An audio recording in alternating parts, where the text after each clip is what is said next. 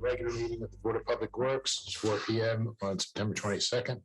And welcome everyone. And can we stand for the pledge and a moment of silence, please? I pledge allegiance to the flag of the United States of America and to the republic for which it stands, one nation, under God, indivisible, with liberty and justice for all.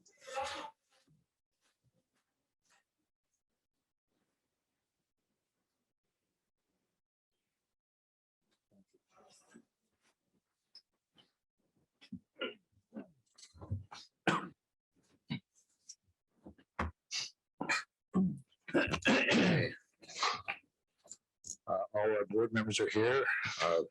The mayor's here, our general manager, and we have a fill-in for our legal counsel, but a very able one. So, Peter, welcome. Revisions or deletions to the agenda? Hearing none. Consent agenda. Does anybody have a motion to accept the consent agenda? So moved. All in favor? Second. All in favor? Aye. Okay. Item 5, statement from Mark, wastewater treatment plant report. Mike and Richard. Thank you. Okay, some updates. We had the new SCADA installed. BPW had the new SCADA installed at the wastewater treatment plant. Josh provided us with Richard and I with remote monitoring access. It's worked very well. We appreciate that. SCADA has been very functional, working well. Update on the EQ pump, control panel replacement. Keystone is going to has to go ahead to replace the RTU. We're still waiting on a quote from Hills to replace the VFDs. At least I talked to Josh late last week, and that was his update. So moving forward, regarding Headworks equipment, we received the main bearings to the 5mm band screen. It's been offline for some time. We got a proposal from KZ Mechanical to come replace the bearings. They replaced the one bearing, the bearing that was bad. They did that on Monday. The unit's still not online. We're waiting on a motor coupling that we are having rush shipped, and we're hoping to get it by tomorrow to put the 5mm screen online. We did have the EQ tank cleaned. That occurred yesterday. It was same vendor that did it back in April of 2020. How bad was it? It was pretty bad. We have all the rags. We dumped all the rags in the in drying beds 1 and 2. So, but it was pretty bad. It took them till they started right around 8 a.m. and they finished up around 7 p.m. Like, would you get some photographs of them so we have to? Sure. We're building a catalog now. Yep. What our issues are with that. Yep. So, Mike, on that, is there a way of analyzing the regs to determine what the material is, to be able to better place whether it's flushable wipes or? I mean, what we're seeing is a lot of cleaning wipes. You know, So they're still in physical. I mean, you see them. I mean, that's when they were pumping it down. You can see them floating. But I mean, most of everything is intertwined and coated with solids and mixed liquor. It's very difficult to and they have been in the EQ tank degrading for some time. So it's pretty difficult to tell. What about the sample we got from pump station? Which? Yep. 5. No, 5, the one that went down. Pump station 5. It was just it was a ball of rags. But that was sitting on the float. That wasn't actually pulled from the motor. So that was actually sitting on top of a float. So we're still bypassing the EQ tank because we want to get the 5mm screen online. It would have been online, but the contractor, when removing a coupling from the motor, the coupling broke. So that's what we're trying to get Rush delivered here.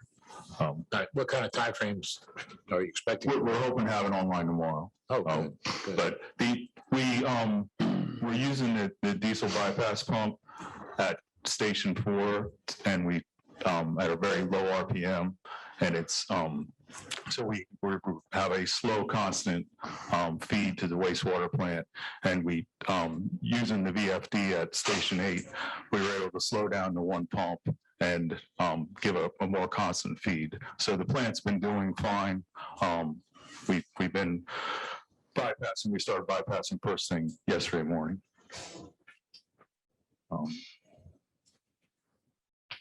Oxidation ditch. We had a rash of failures in the last couple of months.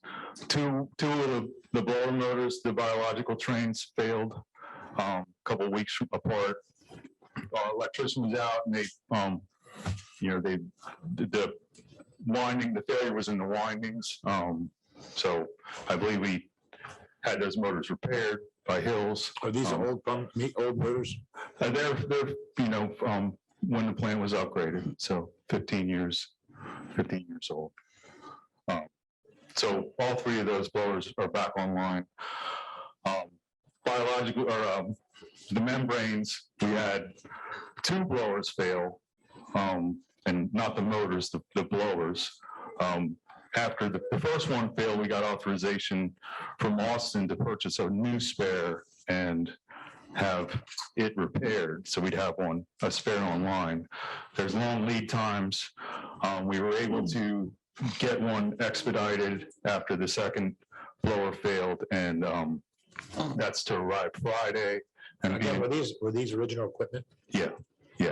To our knowledge, it's original equipment. Yes. And to arrive Friday and be installed next week. Currently, we're on three blowers, and that limits us to 3 membrane trains. But we'll be back up and running with the 4th early next week. So Mike, back to the 2 blower motors that failed. Do we do regular winding tests, insulation tests, measuring? We do not. We do not have that capability.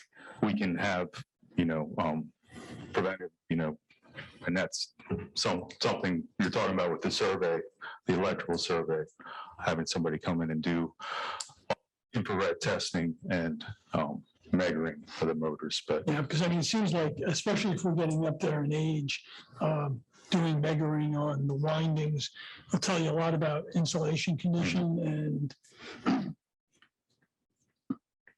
Yeah, and that's definitely something we can discuss moving forward. Yeah, I think we should look at what type of preventive maintenance inspections we're doing on the equipment. Okay. So in next month's meeting, can you give us an update on that and some idea how we can go about that Yeah, we can. in timing? We can get some pricing. Okay, Yeah. thank you. So we a couple of months ago we had the generators at pump station 4, 8, and the wastewater treatment plant serviced, and the generator at pump station 4 was determined not to be worth fixing. So at that time, the vendor gave us a price to replace, and then we got 2 more prices to replace the generator and transfer switch. But before we wanted just to circle back and make sure that generator was the appropriate size for the pump station. And as it turned out, and I attached a letter and the attachments to our report, GMB working with Keystone study, and they determined the best replacement size would be 100 kilowatts generator rather than 60, which is what's there originally. And apparently the 60 cannot run the 2 Gorman rut pumps at once. So that's not ideal. Generally, know, when the power's out, it's during a storm event, and likely we would need the two pumps. So the two lowest vendors for the 60 kW, I asked to come back and give us a price on the 100 kW. And the electric service would also need to be upgraded. And I'm asking those contractors to include that in their price. And I just, go ahead. Just a question. So when you looked at those, are you taking into consideration whether it's the pumps or the battery or power backup, the capacity that we're gonna need 3 years from now, 4 years from now, 6 years from now, given that all the stuff we're gonna have coming online? They considered potentially putting a bar screen online there, and heating blowers, but that was the extent. So I'm not sure what the capacity of those pumps are. That's something I guess we should review before. But the two existing pumps could run on a 80 kW, but to add size for a potential bar screen, they went up to the 100 kW. Charlie's here. Do you want to say anything about that, Yeah, John? I mean, we had some conservancy at the 100 kW anyway. They've also included the bubbler system of demand. Yeah, I'm pretty sure it considers the third pump, because there is the ability for the third pump in there to manage that, but I'm not 100% sure. I think that's what Scott said. Yeah, I'm pretty sure it did. So to answer your question, there were 3 or 4 future items that might be added to the system, plus some conservancy. on Right. top of that. That's perfect. Yeah. And is that gas? How is that generator actually powered? Diesel. Diesel? Okay. There's no gas there right now, right? They didn't bring, Chesapeake doesn't. Natural gas? Yeah. I don't think so, Mayor. No, it's not down there I'm yet. not aware of that. We have steam running. No, there's nothing there. I didn't think so. All right, I'm sorry. Could be, you could get it there because it comes across the canal on Freeman. So you could get it that way. It would be worth considering. What's your consumption annually of? Don't use it at all. Hopefully not. Yeah, it's just backup, so. That's not gonna happen. I didn't think there was any consumption of it. But the benefits of a gas-powered generator is lower maintenance, higher reliability, and Longer runtime. Yeah, I can run out of fuel. Yeah. Yeah. but just the monthly runs, the diesels are notorious for, fouling. Right. But you're not gonna get, Chesapeake's not gonna extend for that kind of low volume usage. Unless Farrell uses a lot. I'd like to get it, that's for sure. How many bills do you have? Just one. Go ahead, I'm sorry. Oh, it's okay. Back to pump station 4. Austin did authorize the rental of a portable generator. So that's been hooked up and it is online. So we have the portable generator there. Still have the diesel bypass pump there. Pump 1 is down because we had shortly after putting it back online with the new motor, the VFD faulted, and the VFD, it's an older VFD, determined to be so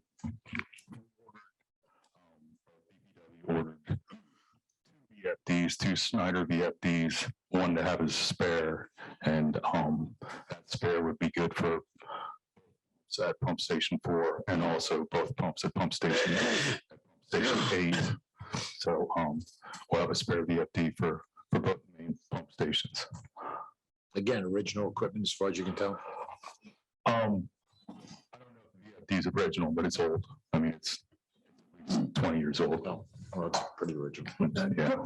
Going back to the sizing of the diesel, the sizing table only has the 2 pumps. I don't see anything in the list here for a potential third pump. So if we're going, if that's something we want to consider, Yeah, I wasn't aware that there was a potential to put a third pump there. So, yeah, we can circle back quick because the vendors are both having to come back out next yeah, week. because the air scrubber and the screen are all in there, but the third pump is not. Yeah, we'll circle back, and get that, get it sized. We have the capability to send waste from that pump station back to the county. Would we need a different kind of pump or more pumps, or how do we think about that? Think about it. I think we could work just based on the length of the existing forest main versus the length to get it out. Point to the county. It would take a lot of bypass valving. A lot of different options of from the plant, we're going to the plant, is coming from the plant and going to the county, or just going to the county pump station 4. So that would be, I think, the bulk of it, but we would definitely need to check the pumps out to make sure that would work. I can't answer that today because I just have to check it against the head that's created by trying to pump out the Wolf Point. The only thing I don't want, obviously, is for us to put something in there, some capacity or capabilities in that station that ultimately aren't viable a year or two from now. Well, when we circle back, I could check in with Scott and get his thoughts on that too. And we'll see if just make sure the 100's the proper size. Thank you. Also, during that service visit from Fidelity, they determined that the automatic transfer switch at pump station 8 is not functional and automatic. So we can manually use that transfer switch, and it's old. At some point recently, the generator was replaced there, but the transfer switch hadn't been. So I did get 3 prices to replace that transfer switch, and the lowest was Curtis Power at $3,690. I have not brought that to Austin's attention yet, but we'll be seeking approval to have that work completed. So we did have the claw in pump station 4, pump 1 during August, and we, GMB had been in communication with Richard about some possible options to help alleviate that problem. Like I said, we still have the diesel bypass pump online, and we have a spare diesel bypass at the wastewater plant. When the VFD is replaced to pump 1, we'll be sending one of the diesel bypasses back. Also requested that we keep the Godwin, so we'll be switching the pumps out. Did you tell us previously that you check that every day at pump station 4? Yeah, we check pump station 8 and 4 every day. Thank you. So in the oxidation ditches, when the 2 blowers go out and then we end up hauling liquid versus cake, what's the difference in cost? Do you have any idea between the 2? The oxidation ditch, they didn't go out at the same time, and that didn't affect treatment. That didn't affect treatment. That's on the liquid side. The sludge hauling side, hauling liquid. I'm not sure what BPW pays for wet ton hauling liquid, but we don't see those bills. But Invoice is about $2,800. I'd have to look at the total amount, but about For that amount, or for $2,800 a load. I call it a load. okay. which is about 6,000 gallons. So when we take cake to the county, it's 20% solids. So the liquid that we haul to Delcora is 3% solids. So you're hauling a lot of water to Delcora and a lot further. Back to the pump stations. No, last meeting that we had some mechanics down from Pennsylvania to service the Gorman Rupp pumps. I reported that the Gorman Rupp pumps in pump station 3 are pretty much at the end of their useful life. I'm getting pricing from Hills to replace those pumps.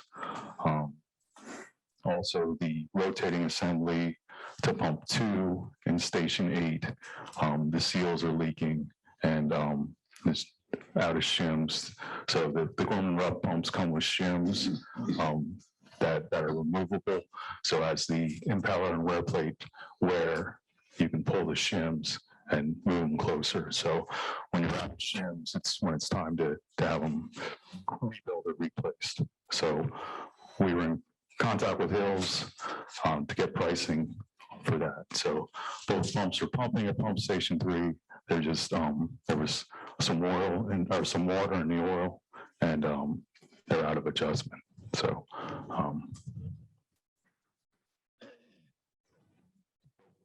and pump station 4 are in good shape.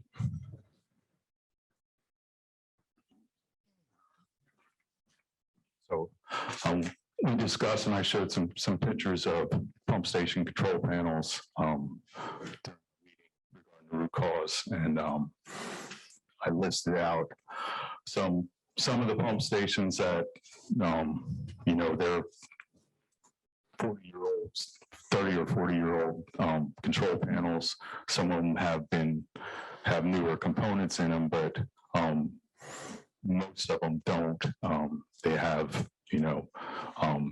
are getting to near the end of their useful life. And we've had some problems at pump station 5.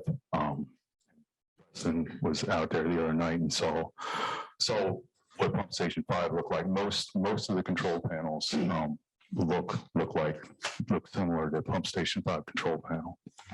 So what bothered me, one of the things that bothered me that night was the junction box in the wet well. Mm-hmm. A waterproof junction box. It had no lid on it. All the wires connecting the pumps to the controls were sticking up into free air with just the wire nuts on them. Yeah. It was, I mean, that's something that could have been fixed easily. That box has penetration, so if you put the lid on it, it's still going to get water in it. We back in August, we eliminated all the junctions in that box for the floats. So we pulled all the floats directly through to the panel. That's the one that, I don't go out and examine the pumping stations very often, but that's the one that was flooded there in California a couple of months back, and water was sitting all over that probably several inches high over that wet well. And luckily you were saying it was pretty tight, so not much got in there, but if it had dripped in there, that thing would have shorted out. Well, I had to wire when we did that with the floats, we purposely brought the wire nuts out of the box so they wouldn't be submerged when it floods. But I mean, that's what we're dealing with at many of the pump stations. They used to use these octopus junction boxes, and many of them have been bypassed by putting a junction box similar to that into the wet well. And it's, the cable should be pulled directly through to the control panel. There shouldn't be a junction box in the wet well. So we're up against that in many of the pump stations. So I just felt that could have been better than it used to have a lid on it, but it got flooded, and that's why we pulled the floats directly through, and ideally the pump cables would be pulled directly through as well. But not understood. But it's an uphill battle for us to address these issues in these pump stations, and I'd like to take the board members, around. So I'm not an electrician, I'm not an engineer. This is my opinion, but it's easy. I think it's easy to determine if you guys laid eyes on them, that they are in need of some TLC, and I think you know, it's the board's decision whether they want to do a project, but making. I would welcome the opportunity to go around and see. Okay, thank you. Making these Band-Aid repairs, I mean, I think it's going to cost more in the long run. We talked about having standardization for all the pump stations. You know, that would be a great goal and make our lives a lot easier. In the state of Delaware, you need to be a licensed electrician to touch any high voltage of 110 or higher. So stations were upgraded to where they had level transducers. You know, my staff can change out a low voltage level transducer, but according to state laws in Delaware, we can't change out a float. So You guys have other contracts with other, you know, public works. Do you guys sometimes bifurcate the fact that you're handling the wastewater treatment plant and or the pump stations, or is that always together as one package? it's not always together as one package, but it generally is. Okay, thank you. You know, one of the comments on was about not having spare pumps for a handful of pump stations. But we're talking about going to, you know, trying to get to common pumps. Correct. So, you know, I think that, you know, are these similar to each other in size? If not, I mean, to Earl's point, we don't want to throw money away and go out and start buying 5 or 6 different pumps and spares. But by the same token, we need to move forward on something that, you know, we can backfit. Yes, some of the pumps are similar. Some of them aren't, like pump station 32, they're not going to be similar, but that's a brand new pump station or newer, so newest. At what was, I went through all the manuals from all the paperwork we had and determined what pumps were spec for each pump station, and that's what this is based off of. So some of the pumps that we have in stock at the wastewater plant might be interchangeable, but I can't determine that with my, you know, skill and knowledge. So I'm just basing it off what's there and what's supposed to be there. So does that need GMB's assistance with them, or?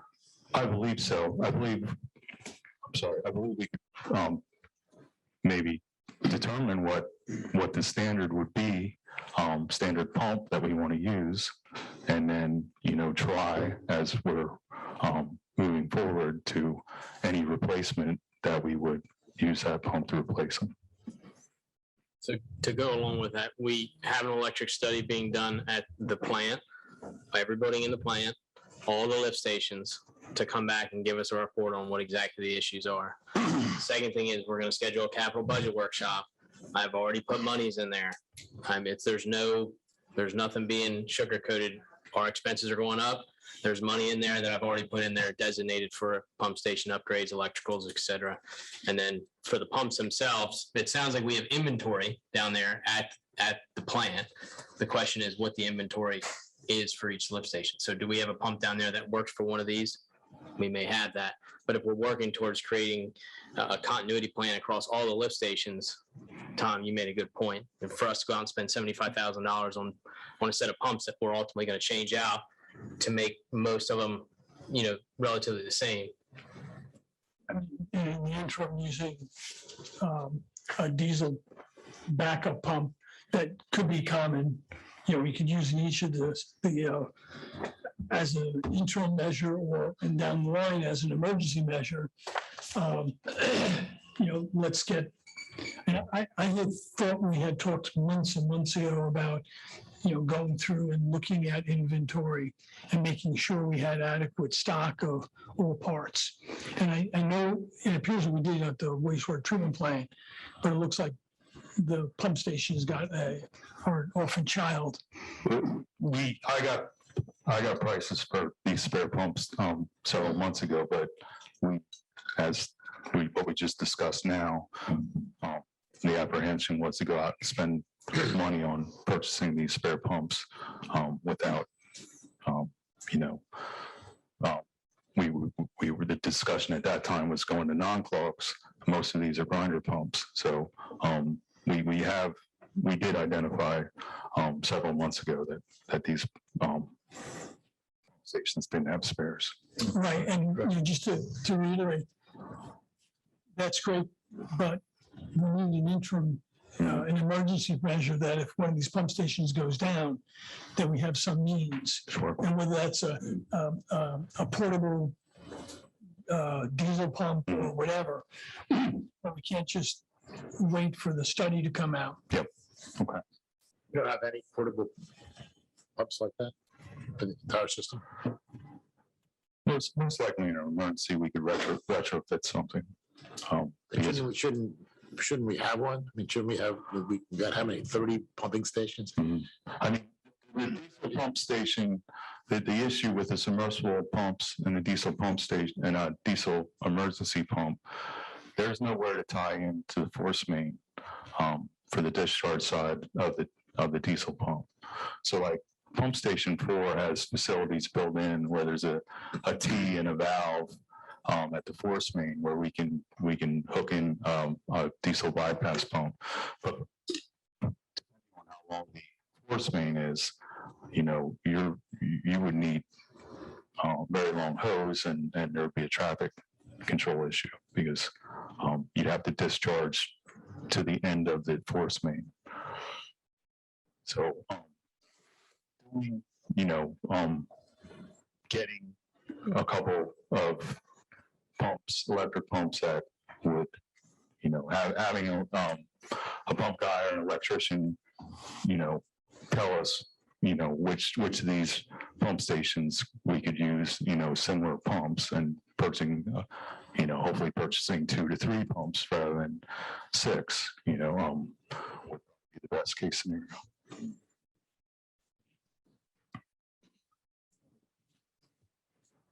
So can we put out an action on this to try and get moving? We can have Dolphin look at those first because Dolphin's doing the study. So if we direct Dolphin in pump station 11, 15, 16, 17B, 18, and 32, have them look at those first. Yeah, 17B is a new pump station too, so that's going to be a bigger pump. But a lot of the smaller pump stations probably use similar pumps. Can probably use a similar pump. Let me understand again, when is the aspect where you can work on a pump and when is the aspect where you can't? Because you said there was different laws in Delaware. Well, what can you do and what can't you do? Well, electrically, we're not allowed to work with any higher voltage. There's different pumps. So when we talk about the Gorman-Rupp pumps, that's a dry pump. So that pump is not submersed in wet well. So it's a dry well pump. So it has a suction pipe that goes down into the wet well and pulls wastewater up. Most of the smaller pump stations have submersible pumps. So we generally can't work on a submersible pump. You know, the newer ones are explosion proof. You know, it's very generally, you know, we would send that out. The Pump station 4 is a submersible pump, correct? No. Dry well. Yeah. Suction line. Yeah. Pump station 4 is a Gorman-Rupp, so we can work on the Gorman-Rupps. We can't How many do we change have that. that you, pump stations housing, do we have that you can't work on? Most of the pump stations, except for pump station 3, 19, 4, and 8 are submersible. So 8, 19, and 3 have dry well pumps. We can pull them out, but we're not allowed to disconnect. Sure. So So to hopefully better answer your question, with the submersible pumps, they typically run to end of life. And so we then pull them, we physically pull them out to have them serviced by a technician who deals with the electrical windings and rebuilds the pump, because that's typically where the failure is the seal to the electrical windings. And does that happen when it fails, or does that happen on a schedule? So that happens when it fails. It's indeterminable as to when that seal is actually going to fail. There's so many different factors as to the conditions, how much debris is causing Todd, does your amperage. thing help that in any way that you were talking about before? No. The other one is for just strictly motors, Okay. for testing the electrical resistance of a motor, the electrical insulation of a motor, the motor health. Wouldn't be any- It does not, it does not. They can make those pumps to test the electrical winding portion of that pump. Yeah. So there is some aspect of that Yeah. that can be measured. But a seal failure is very, very difficult to predict, and is one of those things, unless you have delta pressures across it or anything else. And these pumps, I'm sure we don't have anything like that. Delta pressure was right on the tip of my tongue, by the way. Just kidding. I hope that helps clarify somewhat of. It does, thank you. It does. Thanks. Appreciate it. So more modern pump stations would have seal failure electrodes in the pump. And then it would go to, that would alarm generally. So, but that's just, in the last 15 years probably that, they've been putting that kind of controls in. Discussion on pump stations.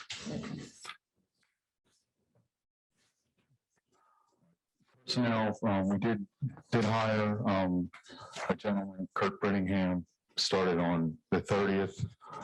He's not licensed. He had experience at a refinery wastewater treatment plant. So working on fast tracking him to get him licensed. We made an offer to a second operator earlier this month, but we flagged him on a background check. So Richard and I interviewed 2 maintenance technicians on Monday. We made an offer to one today. We anticipate he'll accept the offer. He's lives in Rehoboth, so he's close by. He's actually moving to Lewes. And then we have an interview with a Pennsylvania licensed operator on Friday that has a house in Slaughter Beach and is interested in moving to this area. So he would be able to get reciprocity. We had already interviewed him for a prior position, and we're going to interview him in person on Friday. What's his level? In Pennsylvania, it's different. In Pennsylvania, it's very different. He's a B or C, but that he probably got a level 2 reciprocity. Are you getting the kind of people that you want to get skill set wise and capability wise? We were very happy with the maintenance technicians that we interviewed. It was hard to pick one. Operators, not so much. To get a Delaware licensed operator is very difficult. And I explained part of our issue is, this is a technical plant. The xenon membrane plant is very technical. And just because somebody has a license doesn't mean they can operate a xenon wastewater treatment plant. So we're pressured to get a licensed operator. They're not the most interviews we have. So we're committed to, Richard teaches at Deltech, and we're committed to training and getting the right personnel licensed. That's what we have to do. We have a licensed operator that's still on the payroll that helps us out on some weekends, and we had David Weed, who used to work for Tidewater. He ran the plant at one point. He had worked for us part-time, but then he got another temporary offer. He's retired, but he got another temporary offer from Tidewater and went there. Richard and I met with him last week. He's willing to help us out on the weekends.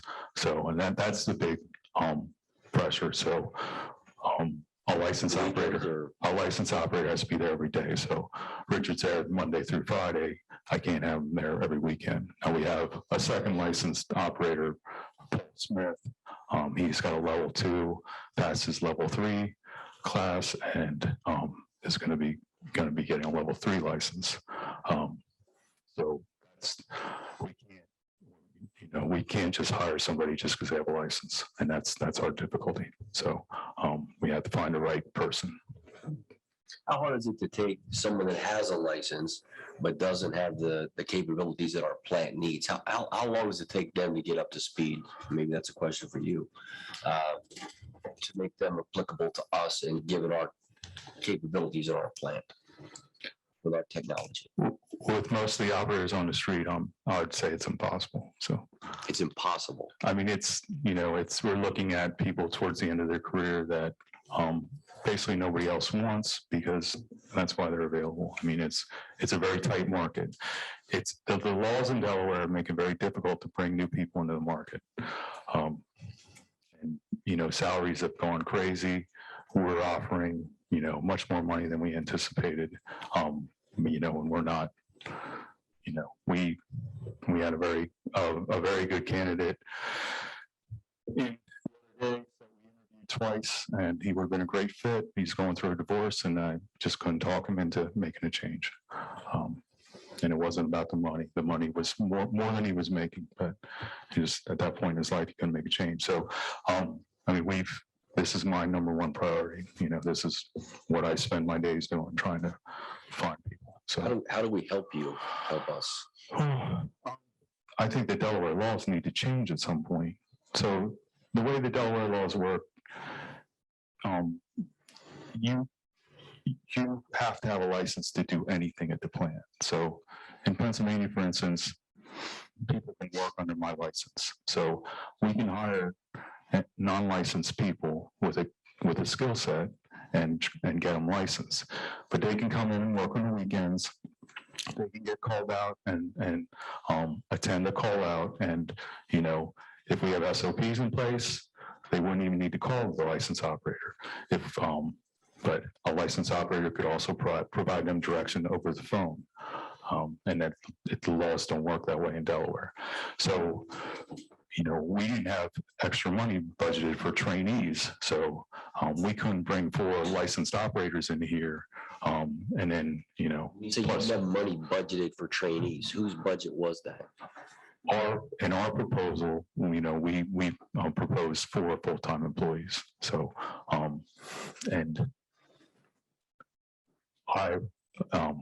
Infomark was unclear that we had of the Delaware regulation about not being able to do anything at the plant without being licensed. How many full-time employees do we have? Currently, we have 3. Do we still pay for the full contract for 4? Yeah, because we're over $50,000 over budget and labor. We've had 6 or 7 guys here at one time for months cleaning membranes.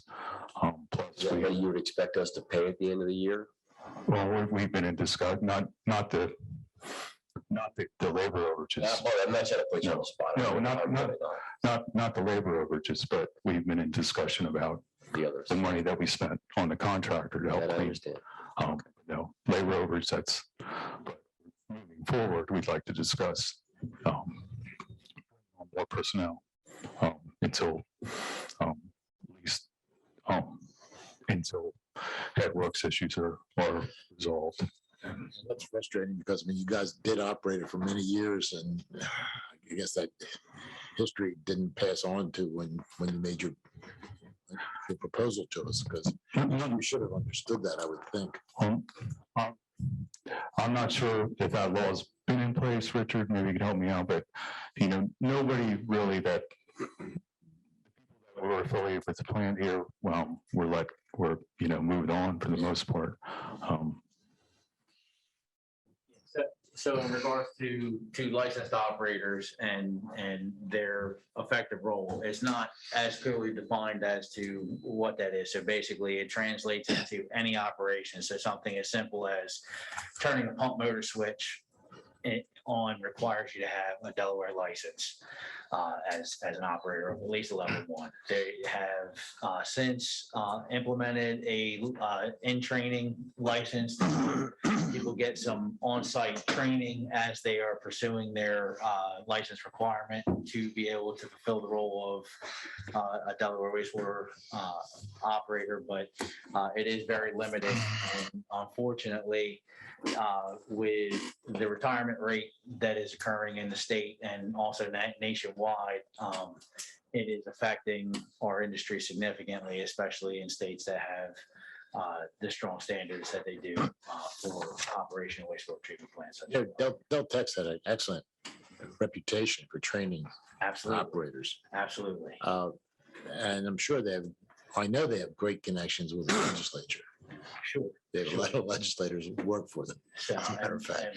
and And, I would think that could be worked out. I mean, I would think that they would have the wherewithal and the knowledge to be able to work with the legislators to help get that changed if that's such a big problem. And there are conversations and other aspects of trying to introduce younger people to the industry, because unfortunately wastewater has a bad reputation or a bad thought prematurely until you actually get into it as to what's all involved. So, Negative connotations. Yeah. so they are working at trying to educate the public and draw new talent in. Unfortunately, in the industry, to go back to your question, it would take about 6 months to a year of intense training, and that's all depending on the aptitude of the candidates and their ability to learn and process and grow with the technology. Because But in prior lives, when we didn't have skill sets that we needed,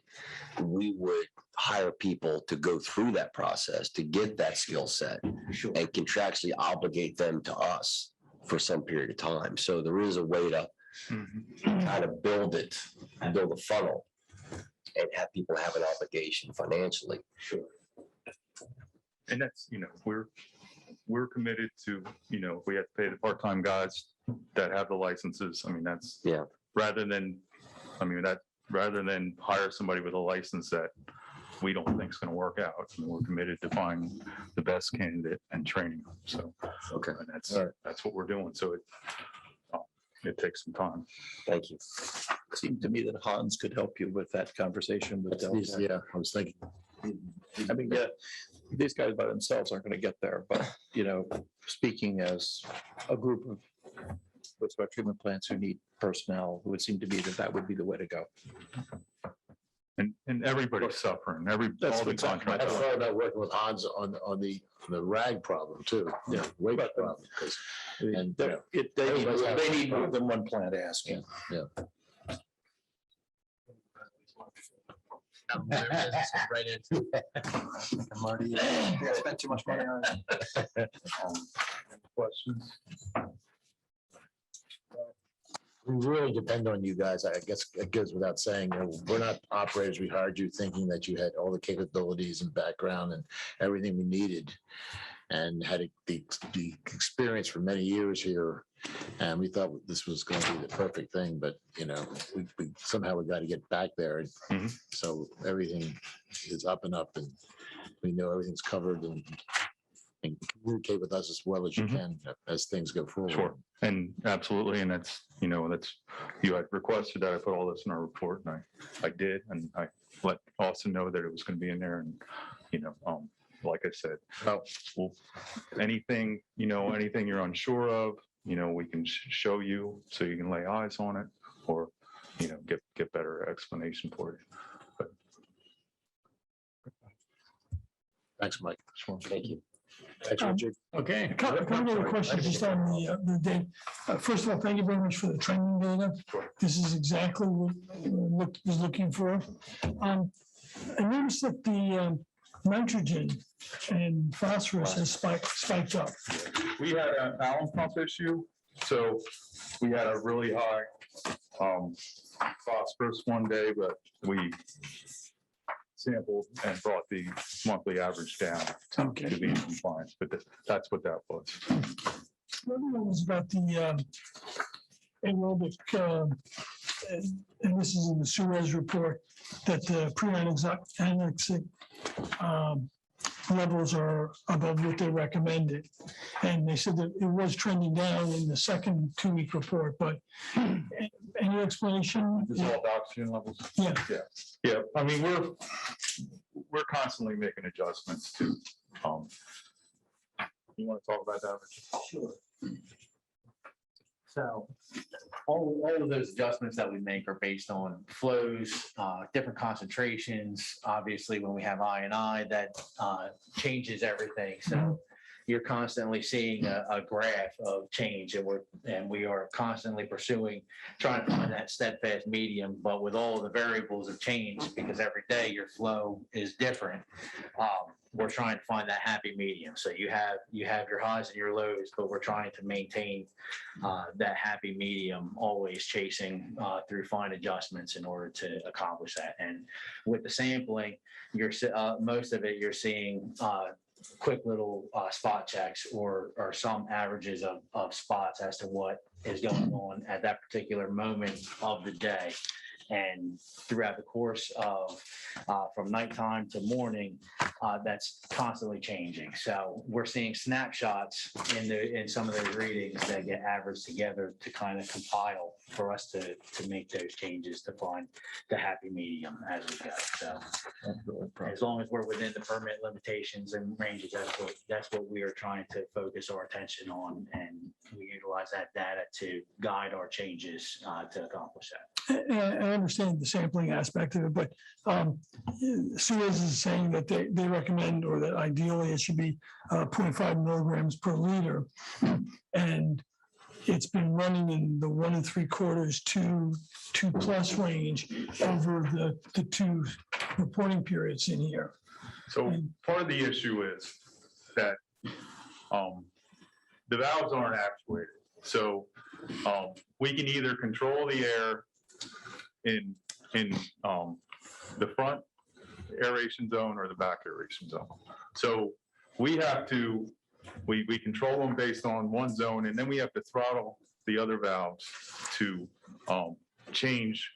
So say we want to push more air up front, and the xenon unit, it's either looking at the DO readings in the back end or the front end. So we can have a look at the DO readings in the back end, and we can set it at 2.0 milligrams per liter. So the blowers will speed up and slow down to achieve that 2 milligrams per liter. But in the other section, there's no control. So the only control we have is by manually adjusting valves to either let more air go in the front zone or choke them down to have less air go in the front zone. So it's not ideal. So, and then like Rich said, at night, everything changes, our loadings change. So, we might, have to throttle the valves more at night, but we're not there at night. So we do process control sampling every morning, and that tells us right away if our ammonia's up, we don't have enough air in the front end. All right, if our phosphorus is up, that's generally related to a chemical issue. But nitrates are up, that means we have too much air in the back end. So, I mean, that's kind of how we control the plant, by using our process data. But is this something that would benefit from automation? well, you'd have to get modulating valves. Right. So, I mean, it definitely, at the plant I grew up at was Lidditz, and they have modulating valves, at each. So you have a set point for each tank, basically, and the valves modulate to control that set point. Because this would reduce our nitrogen effluent. It would better control, if we had modulating valves, we could better control our total nitrogen, correct? Charlie, you have How much it costs? an opinion on? I think Mike spot on what he's talking about with the what he can do, and it's the difference, he doesn't have control of the whole thing, so he can only control. No, I recognize that. I meant as far as, is this something worth looking at as far as adding some automation to the process? I recognize you need to have, modulating valves, and you have to have, online nitrogen sensors to be able to. You could put nitrogen sensors in too, but the DO sensors would, DO or Or DO sensors, ORP would be sufficient. either one. I mean, is this something that we should look at? I mean, we don't have any problem staying in compliance, but you're right. I mean, we're, to get as little nitrate or nitrogen in the effluent as possible, that, better DO control would be ideal. And we reduce the amount of chicken manure we have to Yeah. ship. Sure, yeah, but I mean, like I said, we don't need it to make permit, but that's. And here's a question I have, which does relate to that specifically. I get that this is our permit. Is our permit built on our technology, or are we actually not meeting the technological level of the plant that we have? How are these metrics put together? I don't think it's necessarily developed on technology. The limits are pretty standard, I think, it's generally the limits are based on the receiving water, so. That's exactly right. Years ago, that Denrec ran receiving water analysis, and there's a TMDL for the inland bays that's how the permit was developed. Your plant right now it meets what we call in the business biological nutrient removal levels, and that's what you're achieving. Yeah. But you could achieve enhanced nutrient removal, which is, a lot of plants in the Chesapeake Bay region have to do that. It probably, and you can comment on this, it would take more chemical to do that, but you could get your nitrogen levels down really low and your phosphorus levels down really low if you were to do that, if you ever had to do that per your permit. I was trying to figure out if, when it comes to the capability of our existing plant, without adding those kinds of factors, are we as good as we can be, or are we actually operating below our capability of the xenon filters that we have? Does that make any sense? I think it's a little bit of a cost balance because you'd have to Yeah. spend more on chemical. So it's still the chemical application, not the plant. I get it. To make it better, it's not, if our plant can do it, then we would have to add more chemicals to get better. Well, It's like anything else. Right. The lower you get it, the more expensive that little increment costs. So I was trying to understand. So there is the capability of our plant as it exists. Then there's the capability of our plant if we did enhancements. And I was trying to understand if these limits are based on the capability of our plant. And the answer is no. It's based on. I'm gonna jump in here real quick. So in I regards got to 3 people, so I know more. the treatment level, that has to do with the biology and the chemical aspect of things to supply the needs for the biology to thrive. The membranes themselves are basically a filter to remove, separate the solids to give us a cleaner water effluent out there. So it's taking care of the total suspended solids aspect of things to make sure that the water that is leaving, but the treatment aspect of things is purely biological for your system. Yeah, that's a really good point. It's the treatment part that Richard's talking about happens before that whole section of the oxidation ditch or the bioreactors, what I call it, before they get to the membranes. The membranes, you're exactly right. The membranes, the BOD and the total suspended solids that leave your facility are as low as they are across the entire state. Okay. So with the equipment that we have at hand, we are treating very effectively. But the total suspended, so that is hitting the maximum capacity of our capability in that plant. Yes. And the people California. Based on based, got it. and we probably have one of the best effluents in the state. Yeah. And just remember, on your nitrogen levels, what the plant achieves is actually less than drinking water quality. So keep that in mind. We could get it lower based on everything we've been talking about, but they've been meeting, well below drinking water. And it gets expensive. Salute. Thank you, guys. I appreciate it. Anything else? Tom? That's it. Okay, thank you. Thanks, Richard. Have a good evening. Thank you. Thanks, guys.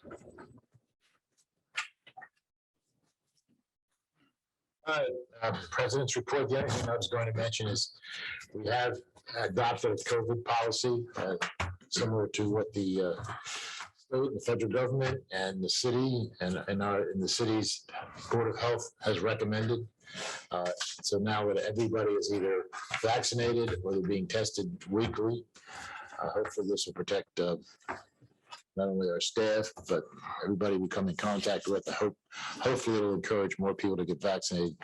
So vaccination rate is relatively low, but hopefully this will encourage that. So I think it's a good thing. It's not fun to enforce, but I think it's definitely necessary, considering what's going on. I think BB is still not doing elective surgery at the time. Still doing some, but Or that, but they're totally shut down.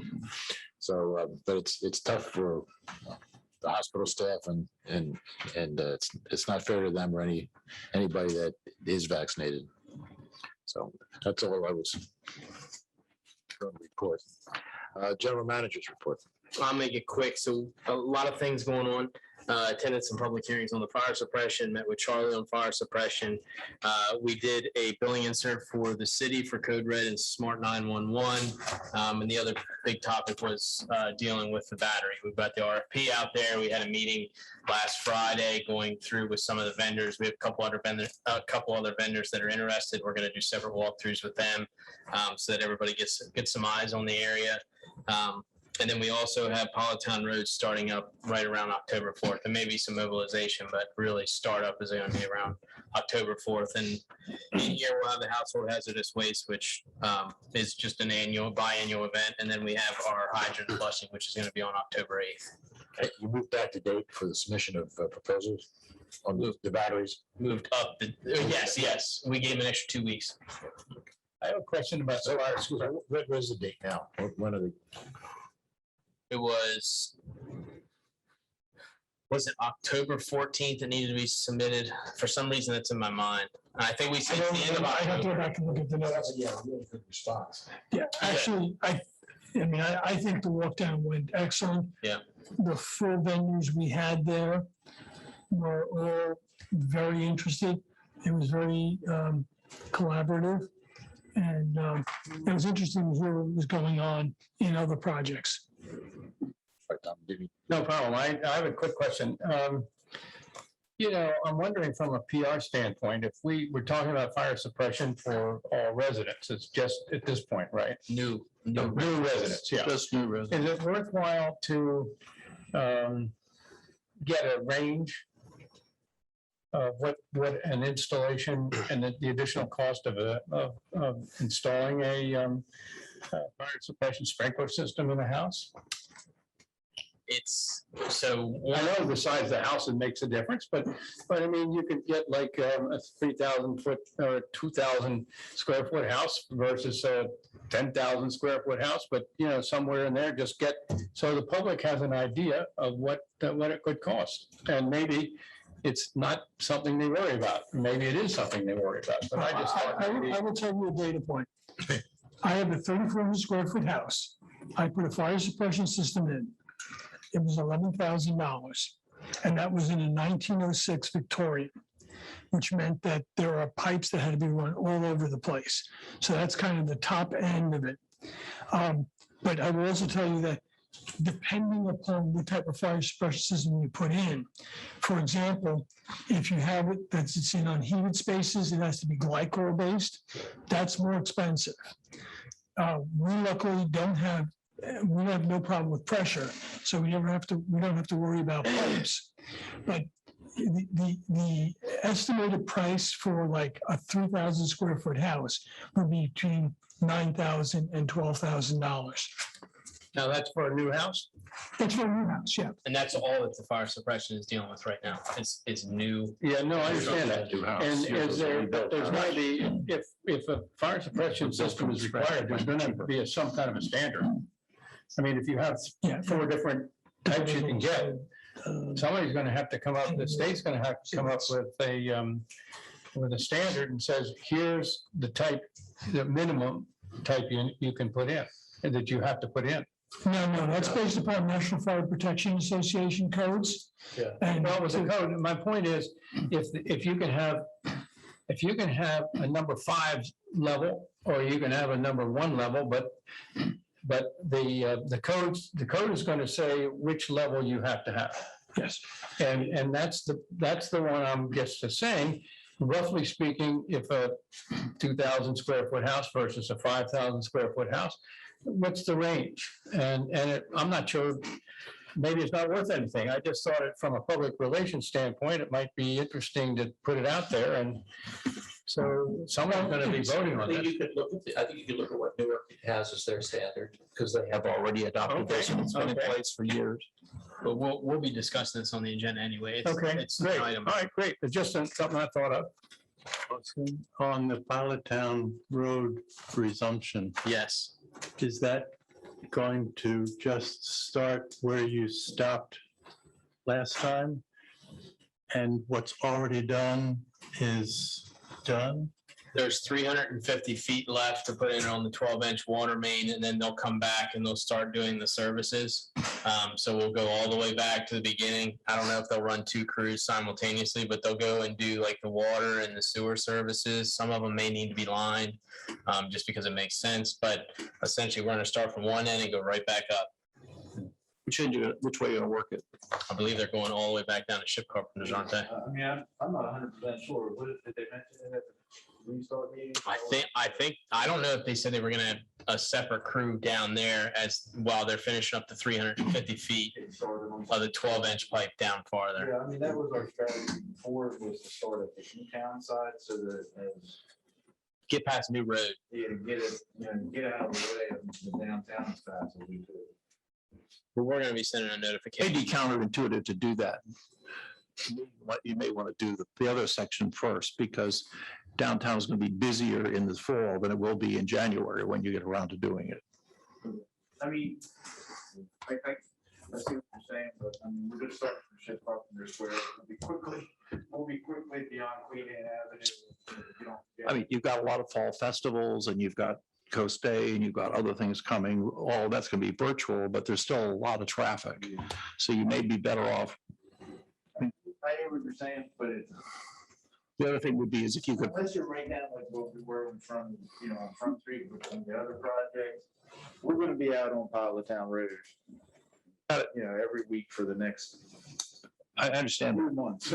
I'm just trying to, create minimum disruption to Yeah, we'll talk about the it. flow of Yeah, traffic. we'll talk about The it. other thing is, if you'll give us that information, we can put it out as a code red piece of Yeah, definitely, information. yeah, we can do that, yeah. And we're sending a letter out to the residents as well, Yeah. along Savannah Road, or Pilot Town Road. Thank you for putting the insert into the billing.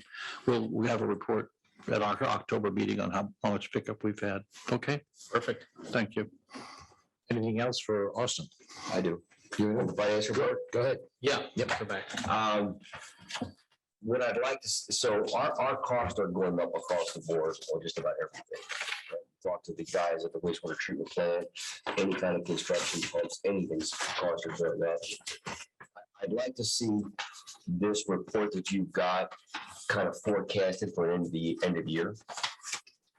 The other day, we've got a lot of costs coming our way. And I've said in a couple other meetings, I don't feel comfortable approving a reserve policy because our costs have gone up so much. So if we can understand what kind of cash flow we have out of this year forecasted.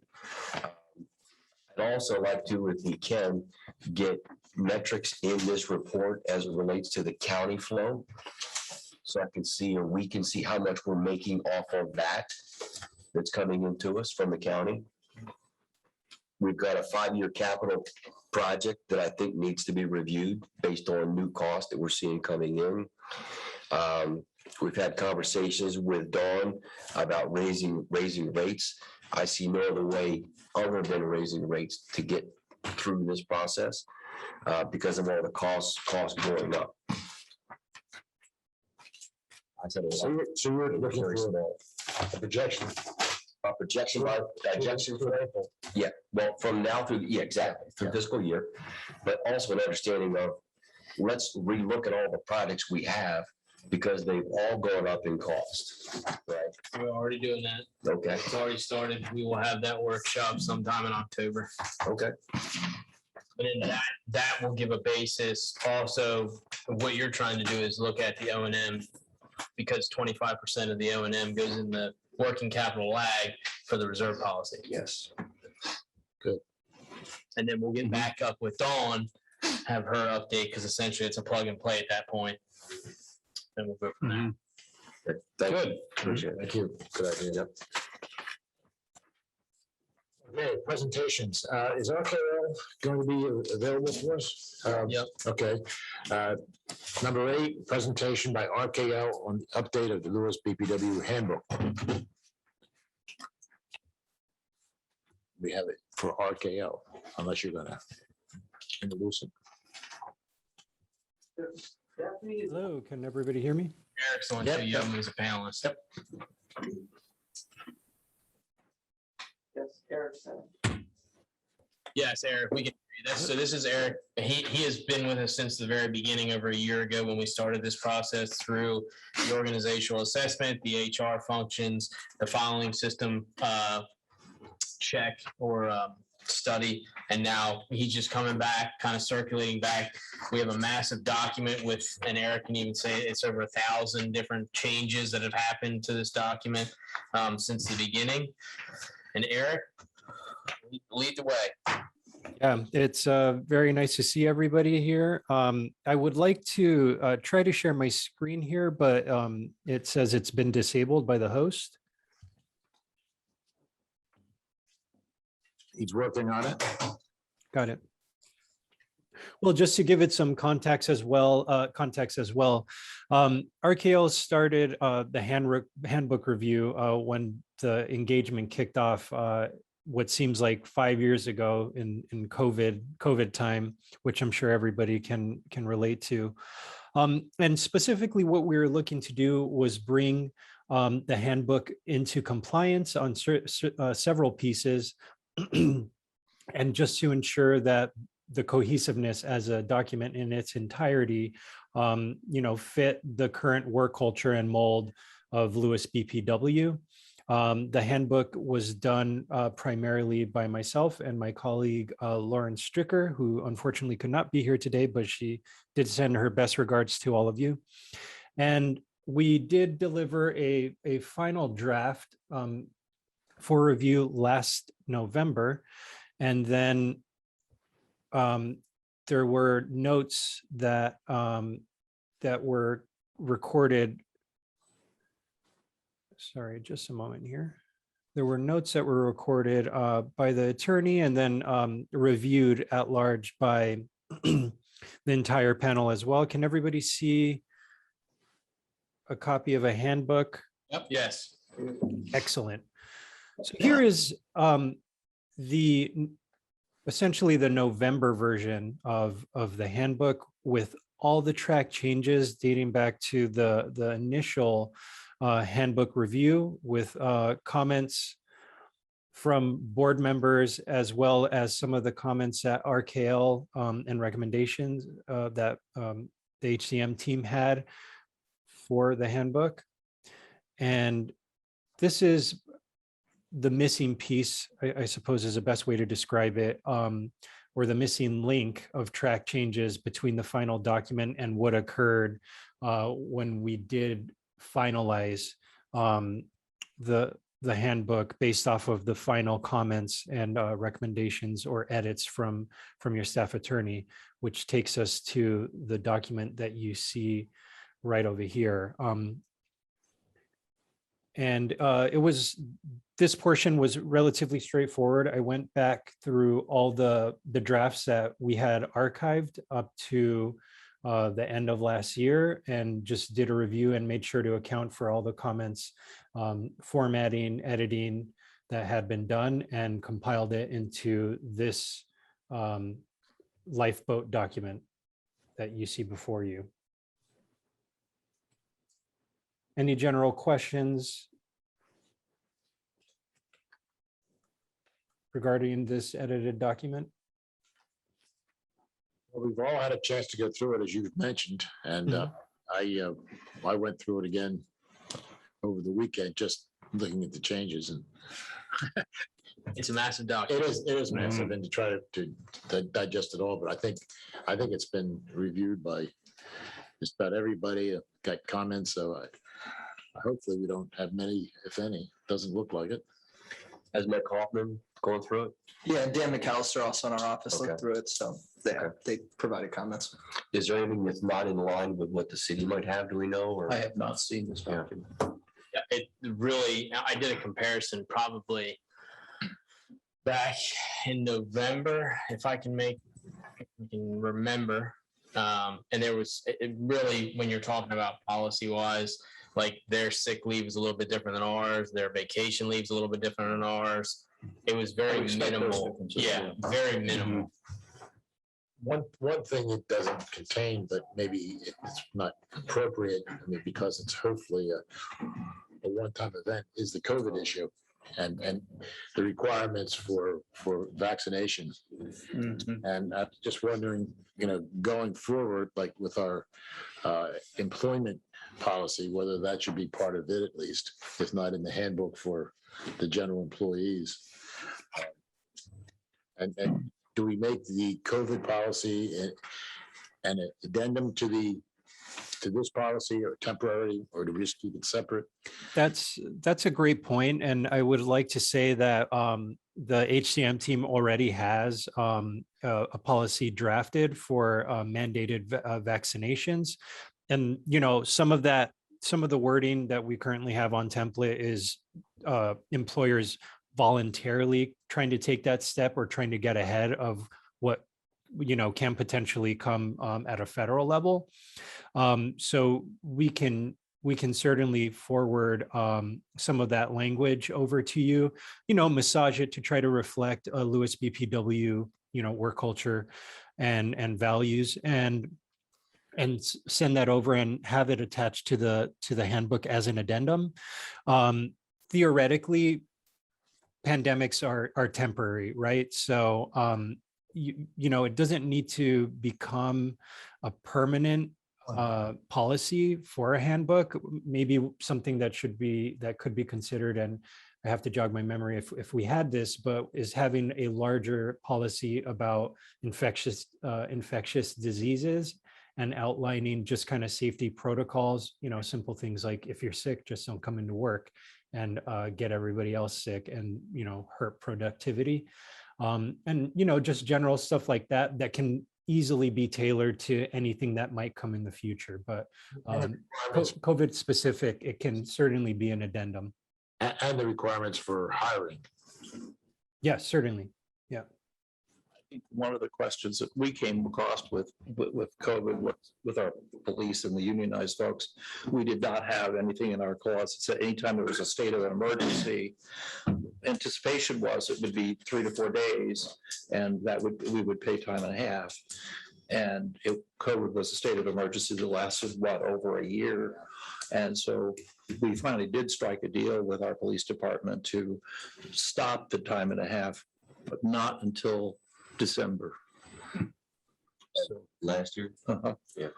So, I mean, it went on for 7 months, 8 months. So I think you might want to, I don't know if you have any provisions in your handbook that talks about time and a half because of the state of emergency by the governor, but you might want to make sure that you address that because of something like a COVID pandemic.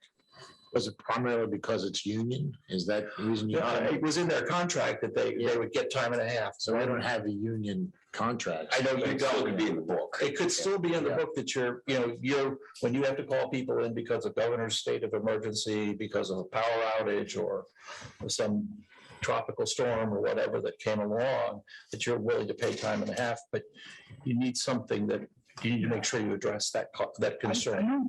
I don't remember anything in the book that does that. Okay. No. Okay. As I said, I haven't seen the book, so I don't know if you have it. I mean, it's a good point. It's a very good We'll be point. certainly looking at any future contract we have with our police. Well, you should get a copy of this now. In this handbook, there was some text regarding emergency pay, and then that directly would be that state in which BPW functions are carried out is under the discretion of the general manager.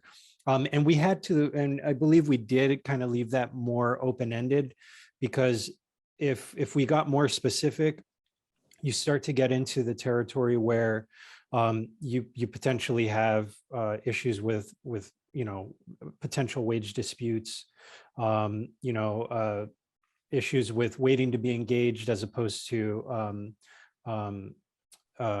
engaged to be waiting, which, one of them you're not paid until you actually work. The other one, you're paid for the entire time. So in this regard, and for the purpose of the handbook, procedures, the nature of natural disasters and pandemics, it was better to leave the policy a little bit more open-ended and not as highly detailed, because in the end, if you don't follow through on the procedure, something happens, then BPW leadership would fall to account.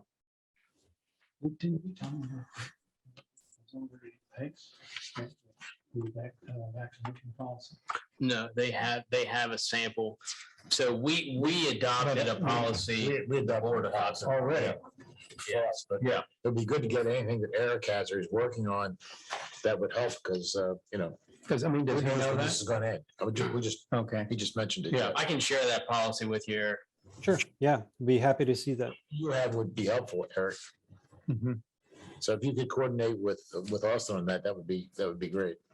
Yeah, I'd be happy to continue working with Austin. Anything else, guys? I think we're good. Good. Very nice job. I think it's very thorough. Again, I didn't read every word over the weekend, but it was interesting to go through it again. So, but thank you very much. It was our pleasure, and we'll be in touch with you, Austin, to follow up on those action items. Thank Lauren for us too. We shall. Okay. Thank you. Thank you, Eric. Thank you. You have a nice one. Okay. Take care, everybody. Stay safe. So is that we're good to go? It's done? Pete or Mike, if he's online, do we have to approve this as a motion? No. I can send it to you. You might want to check with Mike on that one if he's online, because You there, it was Mike? my understanding that there was going to be a motion on it.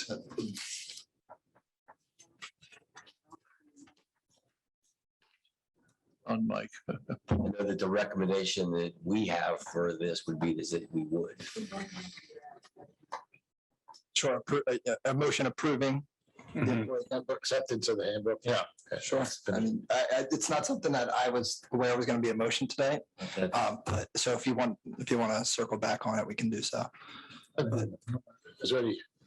Why not make I it? mean, make the motion and do it. We Yeah. screw up, we can always back up and change, but I think that's probably what has to be done. It has been commented by our office, so they reviewed it. So. Okay. Do I have a It motion? doesn't say that you're gonna, it doesn't say anything about possible action. It just says presentation. I'll make a motion that we accept the. Mary just brought. Oh, Well, people, we'll go to you. Well, thank you, Mayor. oh, And I believe, Mike would have informed me if it was gonna be a motion. I do know what could be made motions on, and that was not one that I. Okay, well, So. there's no rush. Consensus? We'll put it to on the agenda for next. Old business. Yeah. We're gonna have a bottle of champagne with it too. Yeah. Okay. And also, if anything comes from this addendum or whatever that we want to put in before then, that could be included before the next. So might be a good idea. All right. All right. So we're on to business and open forum general discussion regarding an update for the Donovan Smith Mobile Home Park water and sewer project. Now, Mike was identified as the presenter. Are you able to talk to that? All I can speak to, and it's what the board knows as well, is that the lender has provided conditional approval, but the details are still being worked out to finalize the memorandum of understanding. So nothing, no other updates other than that from me. Austin, do you know anything else that you want to comment on? Mayor, anything from your perspective or? I think we've covered it. There's been the article, there's been the subsequent articles in the News Journal about other properties that Mr. Burnham was involved with, but I have no further information on Donovan Smith. All right, new business, open forum, general discussion of the draft proposal under consideration by the city to revise its code to require fire suppression in new residential conditions. Charlie and Austin?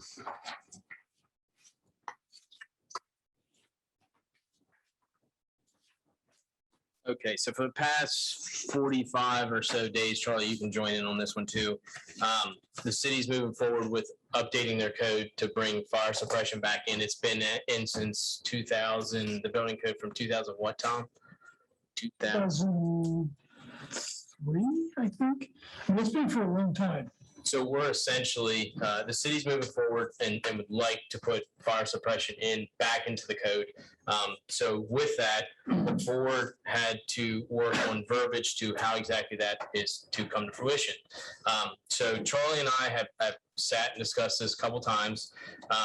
The short and dirty answer is essentially you have two options.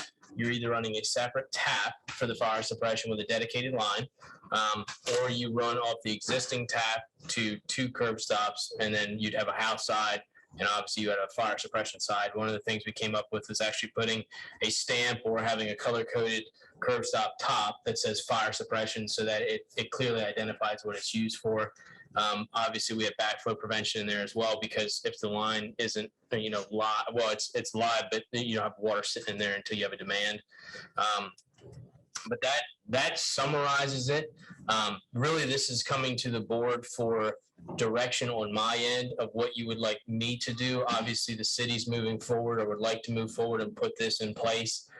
We want to make sure that we have everything I's dotted and T's crossed. So when this does move forward, we know exactly how we're going to operate it, meaning Charlie and I, as far as spec. So at this point, you're looking for a sense from the board whether we're in favor of the suppression. I have a quick question. Mayor, is the city going to put this up for a vote? It won't come up for a citizen vote, but it'll come up for a vote of council. Okay, so you're looking for the council to vote yes or no, we're going to require it at this point? Okay, I got it. It's been in the building code that we've always excluded it, just as the county has. The only city and the only municipality in the state that's done this has been Newark. Okay. You're just looking for the board's feeling about. Well, we actually held off on making a decision or taking action last month at the request of you all, because you wanted to study whether you were going to do, as Austin has already described, two separate taps, or you're going to do a T that would allow the fresh water and the fire suppression tap to become off of one tap. Do we really have to make that decision as a board, or is that a technical decision we just turn over to Charlie and Austin? I mean, we don't want to get into the weeds on design, do we? I think we just wanted to make sure that we had a game plan going forward that was consistent, and we had a policy that supports it so that when developers come in, they know what they're going to get.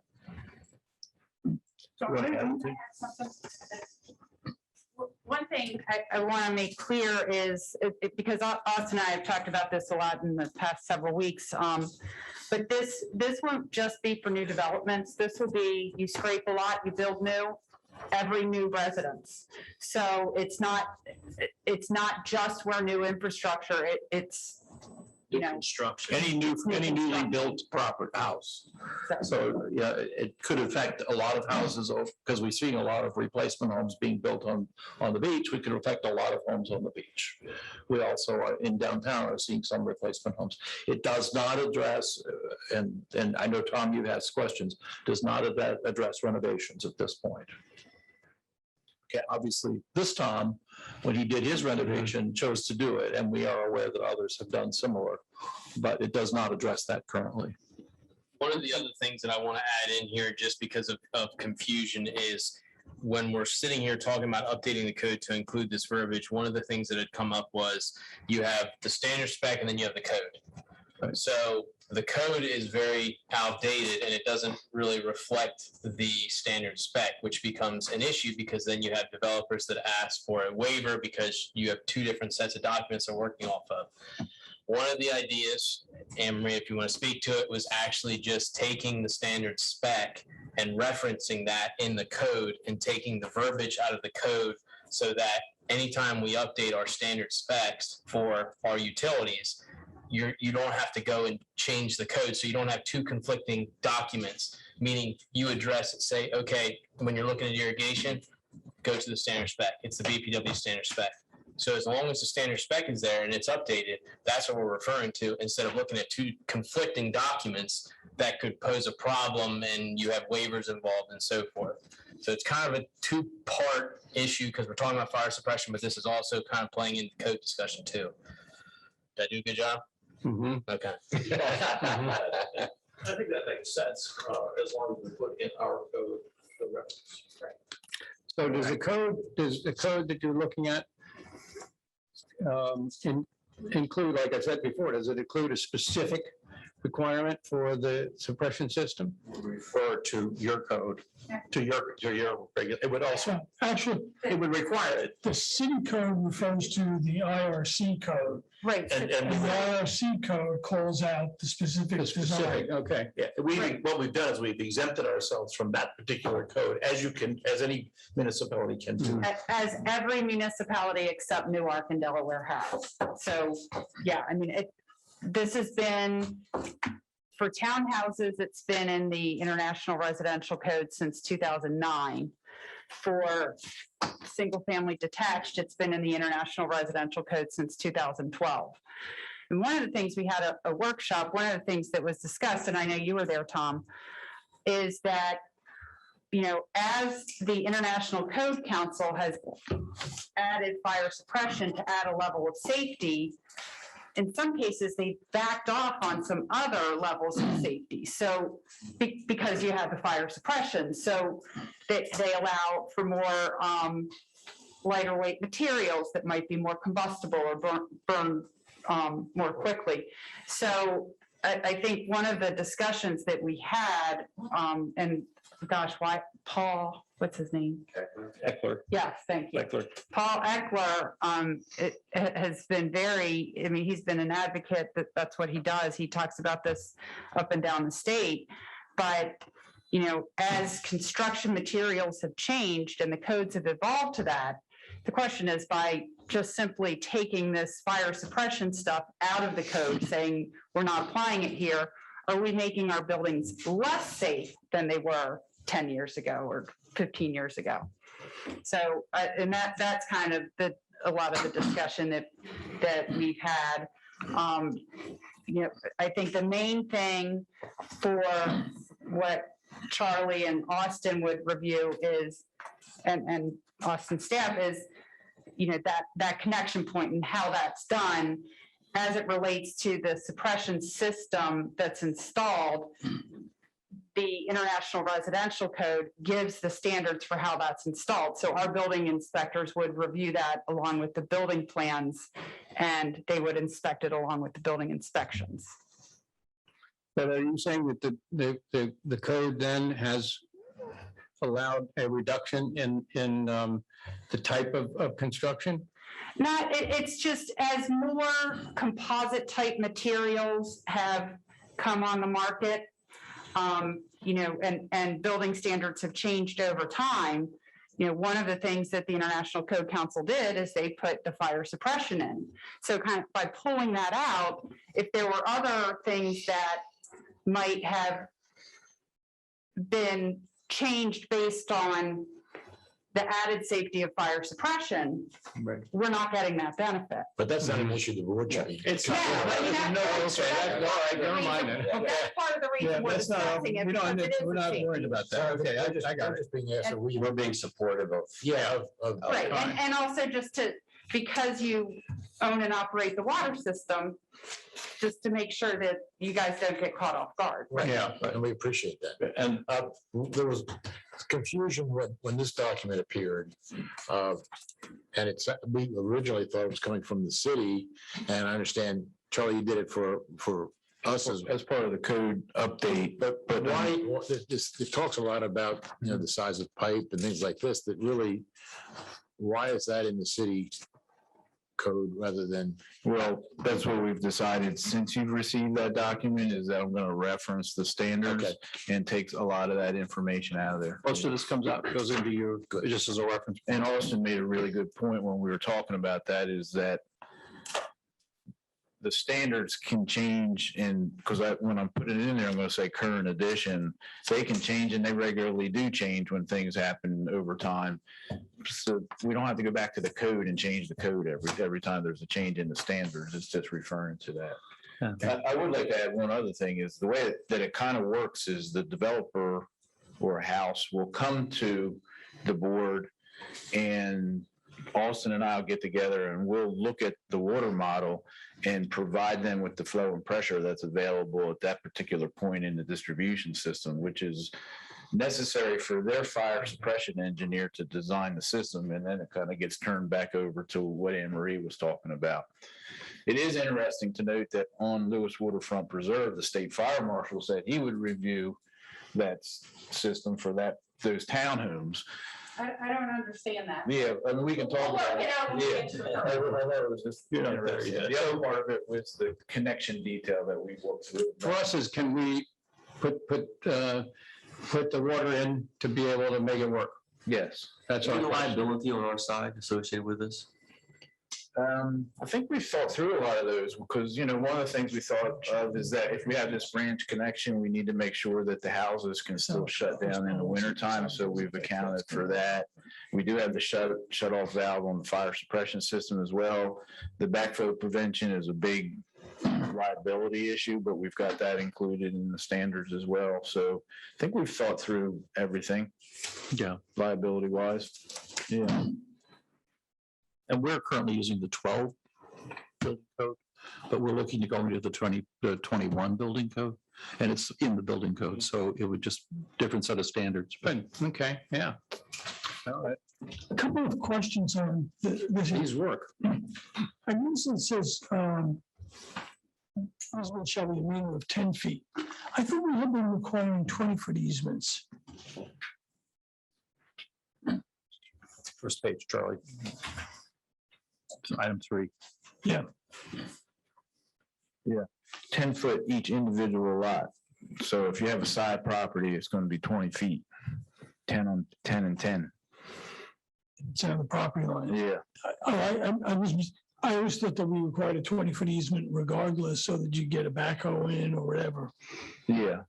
So at least on the side property lines, it's 10 feet either side of the property line. So that is 20 feet, which is plenty for what you're talking about. So I'm just wondering if the wording here is Confusing. because it doesn't say 10 feet on either side. It does say each individual lot though. Yeah. What is it side though? But if the easement was in the front, do we require a 10-foot easement or a 20-foot easement? Usually 10 in the front. Yeah. But let me look at it, Tom. All right. If I want to make any revisions. This is a working document, by the way. So, H1, the minimum diameter of service shall be 1 inch. I recognize that for small houses, a 1 inch may be okay for that, but we're still gonna let them put in a 5/8 inch meter, I assume, and their water service will be based upon the meter size? Correct. Okay. we're not approving this document. though. No, just, these were questions that had for whatever At documents. some point, we probably will.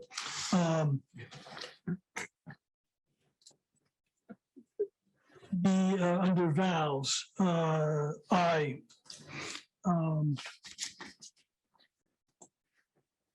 is the 800 feet interval for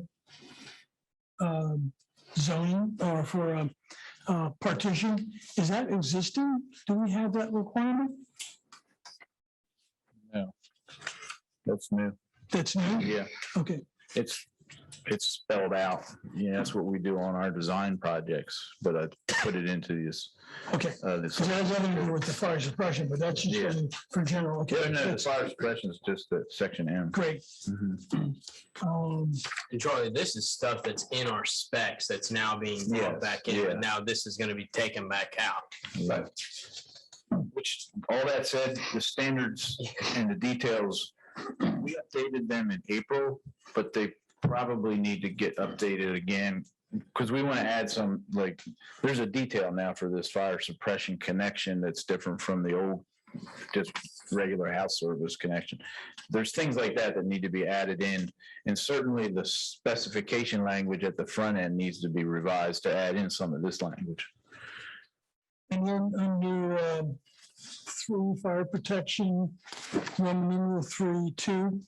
And this is what you were talking about, Austin, of branching off, which is great because it saves one tap. That's right. But do we allow for an alternative, which is double tapping into the line? Or is that prohibited? Yeah, I mean, I discourage it. I think we would allow it if the case really was made that it was necessary. I discourage it because we want to limit the amount of corporation stops into the main, just for stress and strain on that main. I think there's gonna be anomalies though. I mean, Yeah, if you have, one of the things we've talked about is, so you're basing everything off of the one end service. But if you have a house, it's a monster, it's 10,000 square feet on the beach side that requires a 2-inch service because of fire flows. Well, then, do they upgrade their entire service, including a new tap for a 2-inch, or do they have a separate Because you tap? actually get out of 1-inch very quickly. I mean, I had a 2-inch fire main because of the house. And way back then, I was forced to put in 2 separate taps. And by the way, there's no curb stop for the fire. and that's fine. I mean, if a development has a big pool house and the dinner, restaurant type thing, it might be as much as 4 or 6 inches. So, yeah, we'd have to account for that. What is it? Do we need a motion to, Does this change anything on ready to serve charges or anything along those lines? Impact fee wise, even if it was a separate tap, technically there is no impact on the system because it's all based on the demand. So the only time you'd have an impact is if you either had a failure or a fire. It's not a revenue stream. So I think that was the question I heard being. I may have been. Well, I'm still getting a bit from all. Just kidding. well, do we need a motion or just a consensus of the BPW? We're going to work on this later. Yeah, at some I think point. so. I mean, we have to know what the final code's going to look like. And It's good to be on our October agenda to approve the idea of suppression, of going forward or not going forward with the fire suppression. I think a consensus that we're in agreement that we would either bifurcate or try, and BPW will be supportive of. Right. That will allow the city. That will allow us to take action. Yes. We can, the technical details can be worked out. You want to say it again so we can all, Well, it's just consent. I make a motion. Well, it's not a motion. not a motion, just make a comment so we have for the record. That we authorize Austin to proceed with G&B in developing a code or a specification for fire suppression in accordance with the city's code. consensus, good. Consensus. Approve that. Okay. Thank you. All right, thank you. Just as a, Do we need a minimum amount of time or anything on? so when it's voted on by the city, are you making it? We'll make it effective whenever. We'll figure out if it's 60 days, 90 days, or 90 days. effective immediately. Okay, so just relay that to us so we have. I would imagine we'll put some date out there, run not effective, Perfect. the next morning. And I understand you've invited Austin to participate in this committee now where it applies to the BPW. Right. Thank you.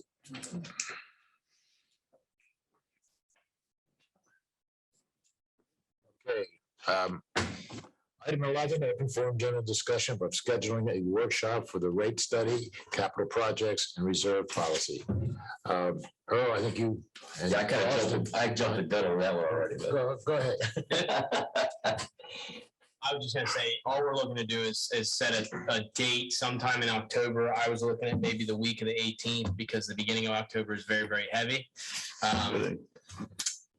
Just getting everybody together, Earl, myself, Kimberly, Richard's gonna be involved in it. We're gonna go through and take a deep dive into the financials, into the capital budget, into the reserve policy budget, and come back with an updated sheet. Probably look to try and have those forecasts on the O&M and also the updated capital budget, and then hopefully have something for the reserve somewhere we could put in front, talk, have discussion, explain, where some things are different from where the previous budget was, cost increase, et cetera.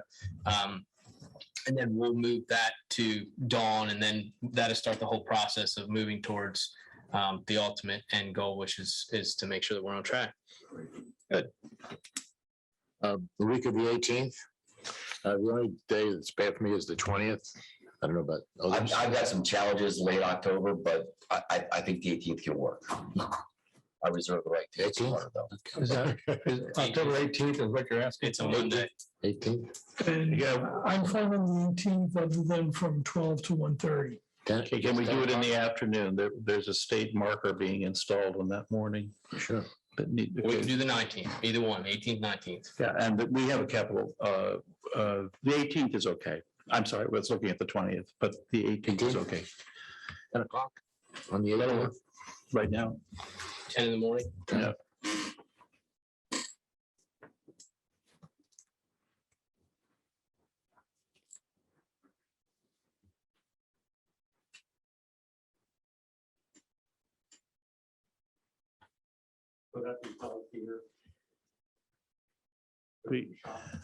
It's probably virtual and as well as here. Yes, yeah.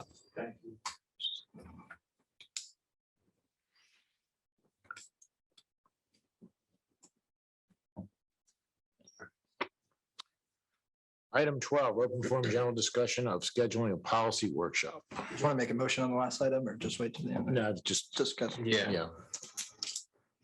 So the idea here is that you guys. Go ahead. Let's see that. So what we've done to date is we've gone through, and this is myself, Tom and Tom, I'll say it that way, have gone through, and also Austin as well, as looking at some of the existing policies that we have on our system that goes back from, I think, 1903 is the earliest ones. We've gone through all those policies. We've looked at them. We've got ones that we believe are actually true and active policies / resolutions that are still in play. Something dating back to 1903, that's out of play at this point. So we've given you guys a list of everything that we believe is currently active. We'd like you to take a look at that.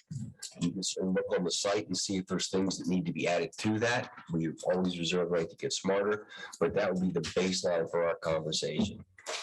The next piece of it would be, which you guys have been sent, is a few of us have gone through different things at different times and come up with different policies that we think would be good to enact. And some of them are just conversation starters.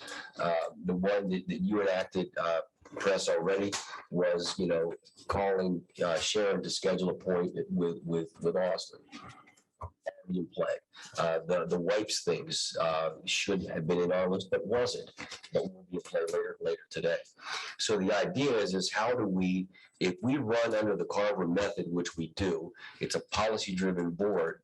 We need to make sure that we've got the policies that support the process under which we operate the business. There are opportunities to do that we can be more robust. It will be, and press sent his copy into Sharon. I have taken a look at it, and there's some questions about clarity. What does this mean? And that's going to happen in this session. That's why it's more of a workshop, and I'll try to clarify some of those with Tom as we go through this. But having policies and looking at how we operate the business, this is to me an important meeting that's going to take some time. And we've had a couple runs at this already. It's not easy. It's easy to look at a policy that's been, a sentence and try to say, I don't know what it means. And that makes sense that you don't know what it means. But we need to have a meeting to talk about what it could mean and then decide if it's in play or not in play. And if it's in play, then we sit down, we put together a draft, we work with Mike Hoffman and the team, and then we come back and say, here's what this actually does look like. And maybe from that point, we have all kinds of different conversations around how it gets modified, changed, deleted, added, or whatever. So, yeah, I agree. I think what we could maybe come out of this workshop with is a template or a draft, as you say, that says, here's our draft, send it to Mike and have him look it over and then have him come back to us with additions he thinks are necessary or changes or whatever it is, and then come up with something we can say, okay, here's our, I think what he said in the beginning was he just wants it in one place. And so that's what I guess we want to try to come up with. One place written down, one place. And just going through them, some of them are just give us a chance to look at limits that are put in policies. They were really resolutions previously to see if those numbers still make sense in today's world. So that would give us a chance to go through all these things and update whatever we need to update, as well as maybe do away with a few that don't make sense. So I'll send it around. I've already gone through it, and Earl and I went through and out the ones that, shall we say, that are no longer useful or, have been changed by subsequent resolutions, et cetera. We deleted those. So what we're trying to do is maybe clean it up a little bit, and that can be one of the things we can look at. I did do a first cut, and I could, do you want me to send that around everybody? I'm not sure if we technically should. Well, I couldn't do it before this, but I thought maybe. I'm certainly happy with it, but I'm not sure with that. From a FOIA standpoint, we don't discuss things like this, offline, but I prepared it, and it's very briefing. But I think I can distribute it as information for the next meeting. Might be something worth talking about during the executive session. Okay. The defer that. All right. What we were going to do before is we were going to have it come into Sharon. She can amass it for everybody and then send it out. And now we've got all of it, but that's probably happening in the session live was our. That's fine. We can do it that way. Date-wise,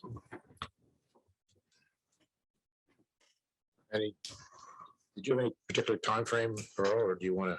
I'm getting squeezed in October, late October, but the sooner we do this, I think the better. Do you want to move into November? we can do it earlier. I'm okay doing it earlier. Here's the date when you're not squeezed as much. My squeeze is indeterminate at this point. I'm out of town the week of. Yeah. I'm out of town the week of the 11th, so I can't do that, but. It looks like October is getting to be squeezed. We might have to go to early November. Your option or next week, the week of the 4th. Can't really notice it in that much time. Yeah, that's a good point. So you're the week of the 4th. Like the 25th. Yeah, with a board meeting on the 27th. The 25th of. Okay. Board meeting on the 27th or the 27th. I'm going to say yes, but I reserve the right to get smarter. I apologize for saying it. 25th, 25th. 25th. Yeah. what time? Want to do 10 o'clock again? Sure. This is the APPA conference in Arizona for me. Sharon will be gone and Richard will be gone. Okay. So really, let's not do it that day. Well, you go through, how many days? 3 days. So you want to do it 28th? 24th, 5th, and 6th is when it's scheduled. Do you come back the 27th, or do you miss the board meeting on the 27th? I don't know yet. I think you're gonna miss a board meeting. So do you want to move your board meeting to the 28th? The answer's got to be yes, right? 20.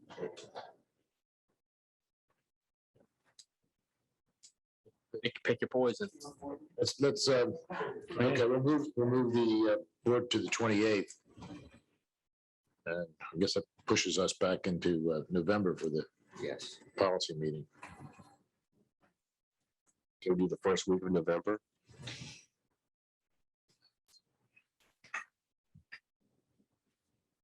That's good for, I'm wide open that week. I don't know, try the 1st, November the 1st? November the 1st? Monday the 1st. Yeah. What time? 10 o'clock?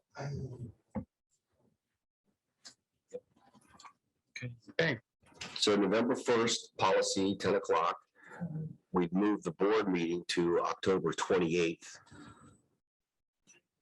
Correct statement? Right. Yep. No, I'm sorry, the 1st doesn't work for me. Doesn't work for you. Yeah, That's the second time.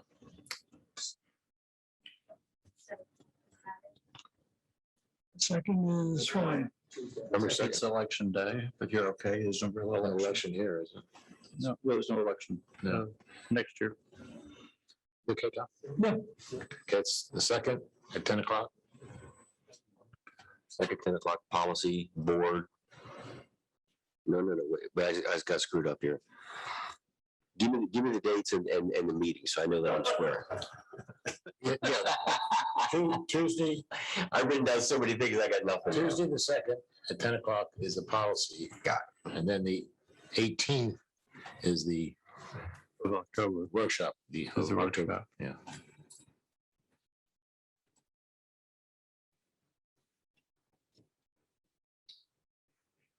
And the 28th is the regular board meeting.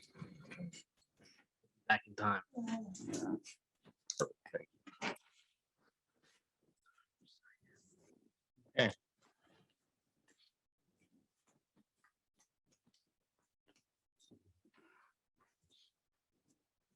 Josh, what's our time crunch?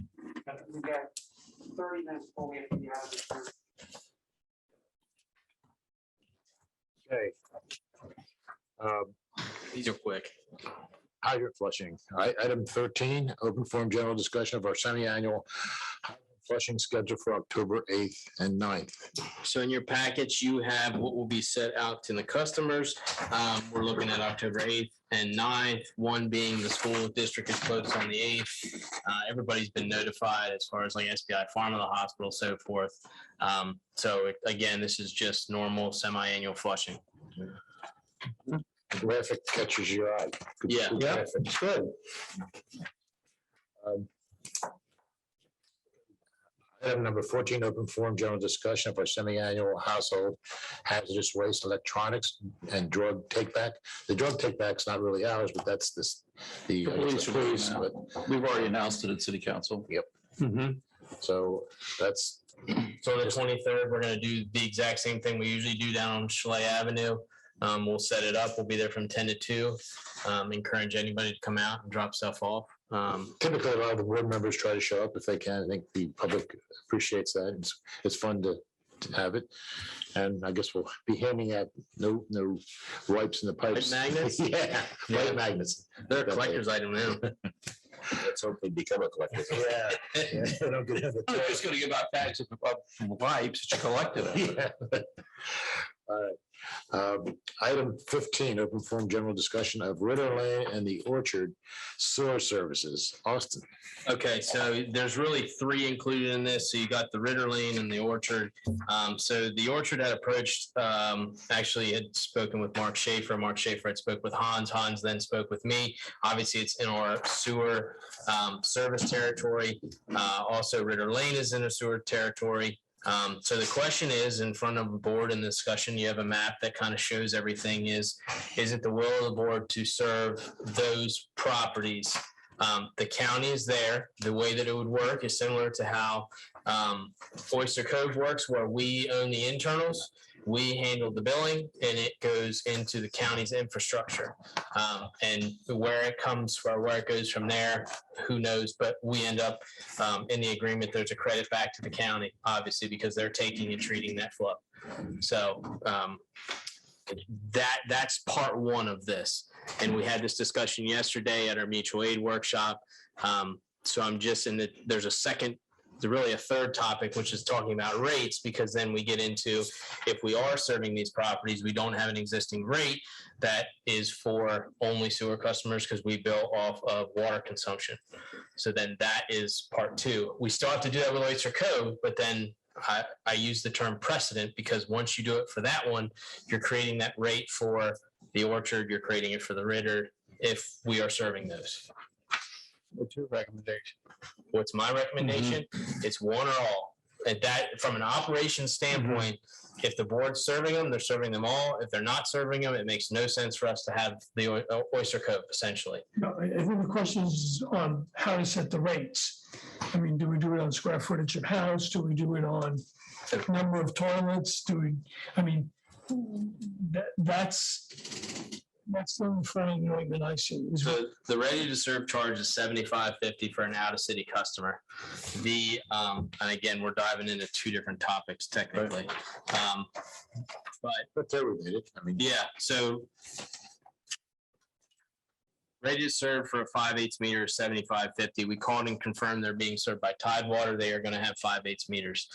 So if we were to serve them water, their ready to serve charge would be $75.50. If we're serving them sewer, and then you get into consumption rates, $8.65 per 1,000 gallons for an out of city. And the average is about 4,000 gallons throughout the city. Correct. Now, where you have the caveat into this, when you're talking about rates, is you start doing the math on it and you're upwards of $120. And then you would also tack on a loan payment for those individuals, because since they're an existing development, we would have to go through the SRF process, similar to how Savannah Place was, where we went, secured the loan for them. We then become the bank. We bill them, we pay the interest, but we're also collecting the interest. So it's a unique one because the Orchard was a development. So it was all turned over to us and that's it. This is much different. Charlie, you can probably speak on this, is that we've had discussion with the Orchard before and they were never happy with the price because it's expensive to just go in there. What's the county charging out in that area? It's all for footage. So if I could get with Hans to check, I can tell you what my bill is. I'm in Ocean View though. I pay $75 a quarter. Yeah, but they're so different. Yeah, you're just, of course, you don't have one of their charts for you with their rates. I know. He told me I was one of the lowest, so. That's a great deal. Yeah, I know. I'm not complaining. Where we go, should you The county is there. Yeah, I mean, the county has that chart with all its rates. You don't know. It does vary. I think, I mean, We talked about this at the city level. Having you all build the infrastructure is helpful to us in terms of future annexation. And we're concerned about the center of that parcel, or the center of your service area, because that irregularly shaped rectangular parcel is probably going to come into play in the near future. No, and just to comment that was what Hans had mentioned yesterday, because they do not have the gravity capacity to serve that development. We, on the other hand, we have the ability to serve it through Donovan's, and we also have a connection point at Lewes Waterfront Preserve.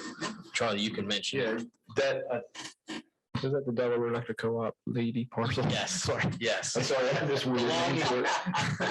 But anyway, yeah, you can't serve it by gravity, but if that were to be developed, there would have to be a pump station enforcement, which is fine. I mean, you can do that, but our plan, the way we've set up the system is that those EDUs would go through the Donovan's Road Savannah Place system. The Savannah Place system exists. The Donovan's Road portion would have to be added on to from the entrance into Savannah Place all the way to the Canary Creek end of Donovan's Road, if you've ever been out there. Those plans are 90% done because we got started on that before. Because we were looking at serving those. Yeah, Zwannendale. Zwannendale was part of that discussion that, this is 4 or And you 5 have- years back now. And you have those houses along Donovan's Road, which will eventually want to come in, I would imagine, already. So in terms of the city's interest, this irregularly shaped parcel is really important. And so I spoke with Hans again this morning just to make sure that I was on the same radar as what he is. If it's the will of the board to change the delineation of where we serve, that has to go in front of county council for their approval to do that. Meaning if we don't want to do the orchard, remember how he had said small developments like this are, gravel in the gears. That is something that it's a whole nother process that we have to go down. Obviously, the rate part of this, I have to work on because Oyster Cove is now coming to the point where they're close to being online. So it's kind of a two-part, and then I'm going to throw a curveball in here after you guys talk about this. Not related to it, something. So what you're saying is if we say to the county, these small properties, you can serve them, you're right there. Why don't you just go ahead and serve them? But we have to go through a whole process to do that? It's not as simple as saying, no, we don't want them, because then you're changing the line in the councils. County council has to. Now, Mark Schaefer's heading this up, obviously, because that was the constituent that got spoken with regarding the orchard. Now, we've talked to the orchard before. Charlie's gone through this process before my time, probably with Darren. And it was always a discussion of costs. Now, there are a lot of funding mechanisms out there right now, which is probably a correlation there. Because if there's ARPA funds that come available and it pertains to the initiative of getting septics off of the area, there may be something that comes down the pike. But again, it's essentially either the county's the bank or we're the bank. And it's either going to be baked into their taxes or we charge them on a monthly basis. Is there an impact from the CPCNs? This is a service territory. It's a little bit different. So as far as an impact, it's really what I'm looking for is a direction, because this is an all for one or a one for all. Because if the board says that they don't want to serve the orchard, meaning it's not something in the purview of the board, then Oyster Cove becomes an anomaly. So why would we serve Oyster Cove if we're not serving the other ones? Because I would send a crew 2 miles outside the city to service that one parcel. Does that make sense? But with that, if we're serving them, then we have to start the process of you have to go through the HOA process, because there's an HOA out there, I believe, where you would have to go through the design, you'd come up with prices, you get the vote from the HOA, similar to how everything went down in pre-annexation agreement, all that. But as the mayor pointed out, the other thing down the line is this large rectangular plot in the middle, which is tied to this. So, from that piece of property, we also need to be consistent. Well, you also have already extended the service out New Road to serve Tower Hill, which is literally across the street from the two roads, the two projects, the two streets at the corner of Orchard and New Road. Yeah, but that force main does not go that far. I'm only saying that from. I understand that, but I'm just saying you've already extended your service area out there. So why would you carve out this little niche? This is simple. We have an existing agreement with Sussex County. This is a decision of the board wants to do this. If they want to do that, then I administratively have to work with Charlie and move forward. If they do not want to do it, then it's a whole different ball field. So that I am looking for direction on which way. We have an agreement with the county. Sussex County. How does it work? It's essentially we credit them. We own the internals. And we bill the customer, but it ends up going into the county system. Well, for now, why don't, at the worst case scenario, why don't we just keep doing that? That's what I'm. Because it's foolish for us to build infrastructure and so forth and so on right now to go for a parcel that who knows whether it's going to come online. But they're already doing that for Oyster Cove. They built all that infrastructure, and in the case of the orchard, essentially they would be building it because they would be paying for it. Just to give you some idea, it was for a gravity collection system to get it from the two roads that lead into the orchard development to the pump station, the county's pump station at Village of 5 Points. It was around $41,000 per house.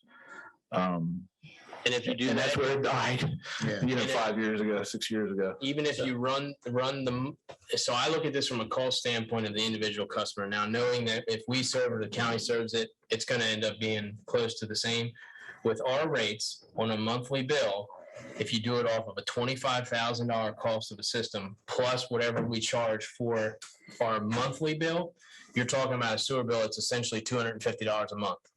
Well, I think we should do that exercise and approach the people.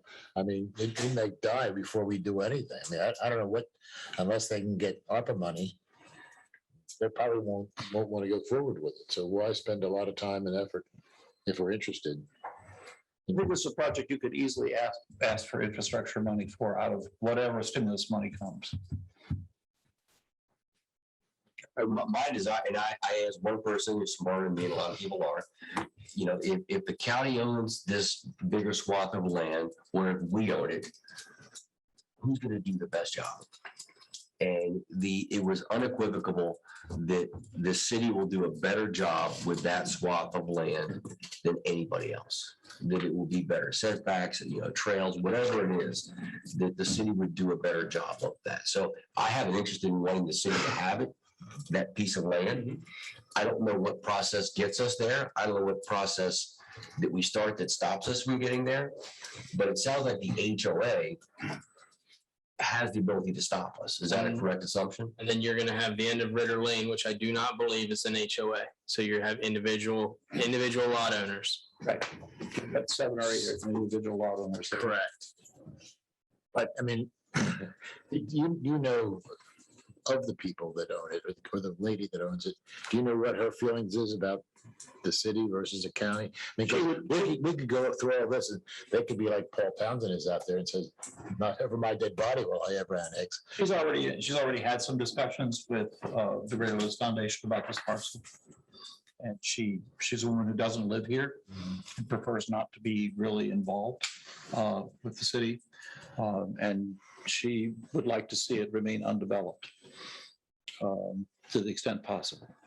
I'm just trying to understand. So it's possible that the Greater Lewes Foundation would try to raise money to make that happen. There's already been discussion along that line. It's a pretty big nut. It's a pretty big nut, but there's also other interest in another large group that might have some interest there. You remember, I think you're going to serve Donovan Smith, which butts up to one end of it. You're already serving Lewes Waterfront Preserve, which butts up to another side of it. So you're already there in two places. And as Charlie said, you could serve this, at least the portion closest to Canary Creek, by coming down Donovan Smith Road. So if for us to do that, how much do we have to build?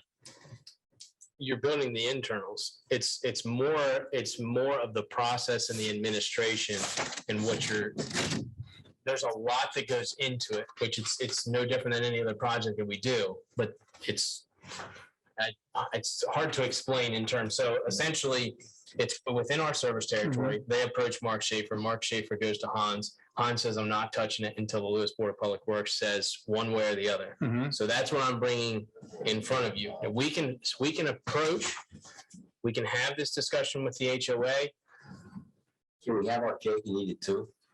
You can with that parcel, because if it develops and you have it puts its own infrastructure in, including the pump station and force main to tie into Savannah Place, because it's such a large part of that little bit of infrastructure, it'll almost cover your entire cost to put the infrastructure in.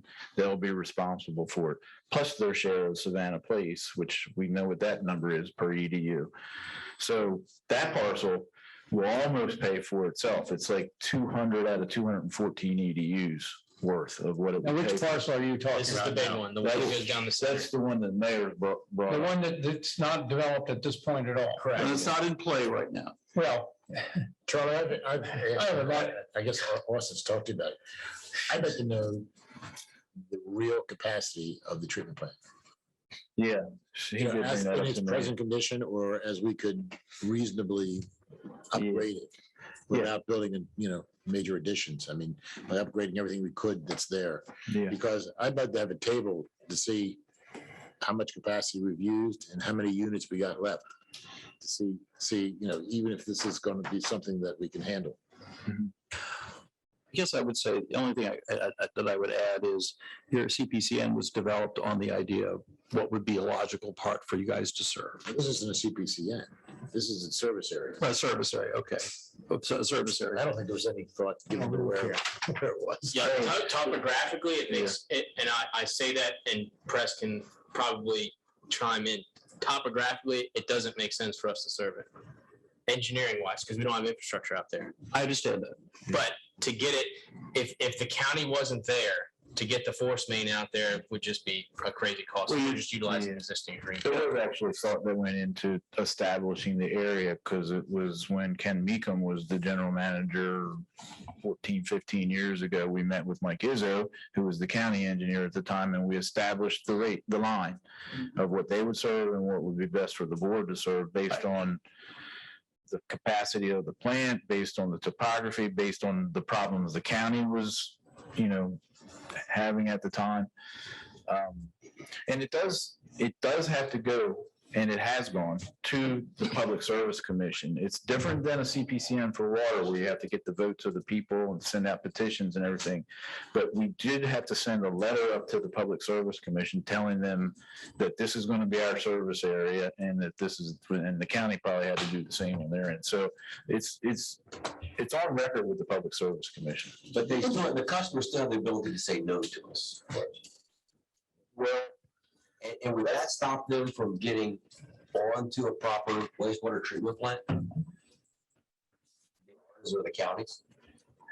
Yeah, I guess with the county, when they extend when they extend their sewer all over the place, I think they give them a time frame for when homes need to be tied in after the line's put in front of their house. I was not at my previous home. They didn't give me a time frame. Okay. But I paid for it as soon as it was in. So I So the paid. front footage charge, yeah, that's how they get around Not it. front footage. Oh, what was If I didn't connect, I paid for the infrastructure cost, and that was baked into my taxes. it? Oh, okay, all right. And then I didn't pay, obviously, the front footage cost unless I actually hooked up. That was what it was proposed to me. That was in Lockwood. I mean, a little bit, we're talking about people who have approached the board to get service. They've got to know that they're going to pay for the internal collection system for that. I think you're right. They're probably thinking there's a lot of money out there right now. Maybe this is a good time to approach the board. Which is why I think they talked to Mark Schaefer, which then went to Hans and then ends up, I mean, they've talked to us before, so it's not like they didn't know who would serve them. A little bit of the problem on the board side is you never know what grant money is available until you're pretty far down the road. This is more down the road. It's true. Charlie, just your gut. Do you think we have the capacity? to serve? Yeah, I really do. And I know the new membranes that you put in actually have greater capacity than the ones that were in there before. Not by What is much. the oxidation ditch, the limiting factor? It's the membranes, in my opinion. I want to check that. Really? though. Yeah. We do, I agree. We do need That it. makes me feel better. I want to double I check. thought it was- I that. Yeah. thought it was- Austin said something to me a week or so ago. Yeah, if we could get a good feel for that, that would make me feel more. Yeah, sure. Definitely. The other part of that is we have the capability of putting in 3 more membranes. Yeah. Would the oxidation ditch be able to support Yes. a 25% increase in? Yeah, capacity? I'm telling you today, yes, but I want to look at it. Right. Would you say you give the reserve the right? Yeah. I think you're pretty smart already, just. Maybe before you rule out the possibility of the Missouri Drought requires this map to show where you're presently planning to serve. It will be very revealing. It's not, you're not visualizing that because of what you're doing. You've got all of Tower Hill, you've got Lewes Waterfront Preserve, you're drawing out the 17 houses we're going to talk about later on Savannah Road. You're expanding right out into this area. So why would you give these areas up? Separate question. Does the city corporate limits expand once the annexation is executed? Yes, if an annexation goes into effect, yes. But we can only annex what's contiguous.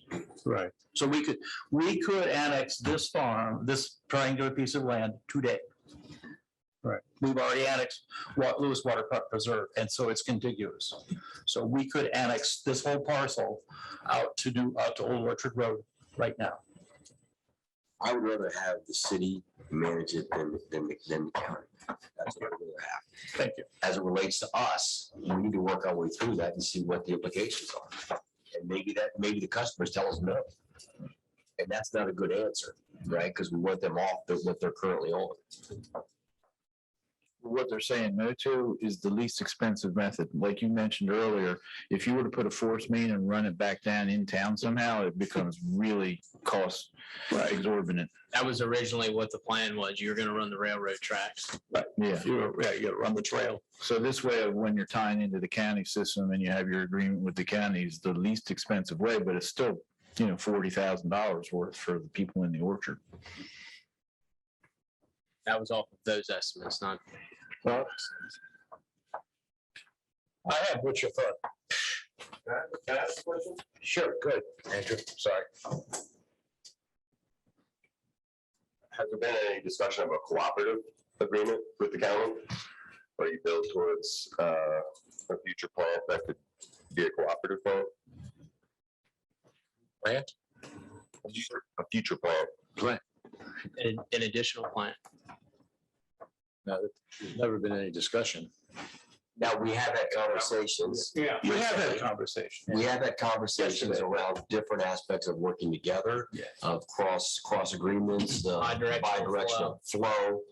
And if I ever get my wish, we'd have a positive conversation around how the wastewater treatment plant gets run. So I think all of those things are potentially in play. Right. But it depends on the will of the board. I don't want to roll up because I know you gotta get out of here, but what goes around comes around. 45 years ago, a regional plant was on the table and it went down and went down and went down the road, then it got squashed by Howard Seymour. But I mean, that's just a little history lesson. Okay, thanks, Charlie. If we do, Questions you have or You say that, in our recent, I think we're gonna run into a problem here where we've seen you can serve, right? And you're talking about annexation agreements and this and that, and you have your service area, and it's been shown that they may not require annexation to get your service. So we're talking about whether it's under the city's control, and you're speaking directly about how the parcels are actually developed under the assumption that they would actually be then annexing and then go under. And I do believe it's possible that they tell That us may that. not be the case. Yeah. I do believe it's very possible. But That's that's up to the city because the city has the final say of if we provide service outside the city limits. It would have to get a So waiver from that's us. actually not a board decision, that's a city decision. But I do it then to get proper sewage lines run to them. Okay. Someone's got to do that. and if we do it, are we helping protect the water table and the water quality Doesn't matter who does it. better than the county? No, No, we would be abandoning the septics the same as what the county would do. Yeah. Okay. So it really is just You're about to kick us out? yeah, About 10 minutes. there's nobody here, is there? Have we figured this out yet? I'm really confused with this. it seems to me that assuming that we have the capacity, this is an ideal situation because it piggybacks on what the county has from an infrastructure perspective. So we don't have to build that ungodly force main. Gives us and the city more control over the land and gets them off of septic. If it gets them off the septic, I agree with you. Okay. I mean, from that perspective, I mean, this seems like a no-brainer from.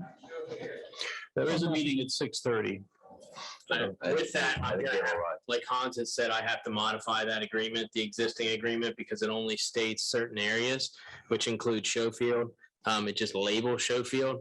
So one of those parcels along Gills Neck Road, again, that's a different parcel, but that's one that would have to go in because of gravity feed. The Ritter Lane property would have to be added to that agreement and so forth. One more thing in this, regarding this, is that I have and you have in your packet a CPCN application to serve water to the Knapp property and the 10 homes along, oh my gosh, New Road. Yeah. We were approached and I thought that this was actually already taken or that it was a CPCN was already granted to it. It seems like it wasn't. And Tidewater has put an application in. They graciously sent this over and asked if we have any issues with it. It's advertised in yesterday's paper. Yes. And it's gonna abut Tower Hill.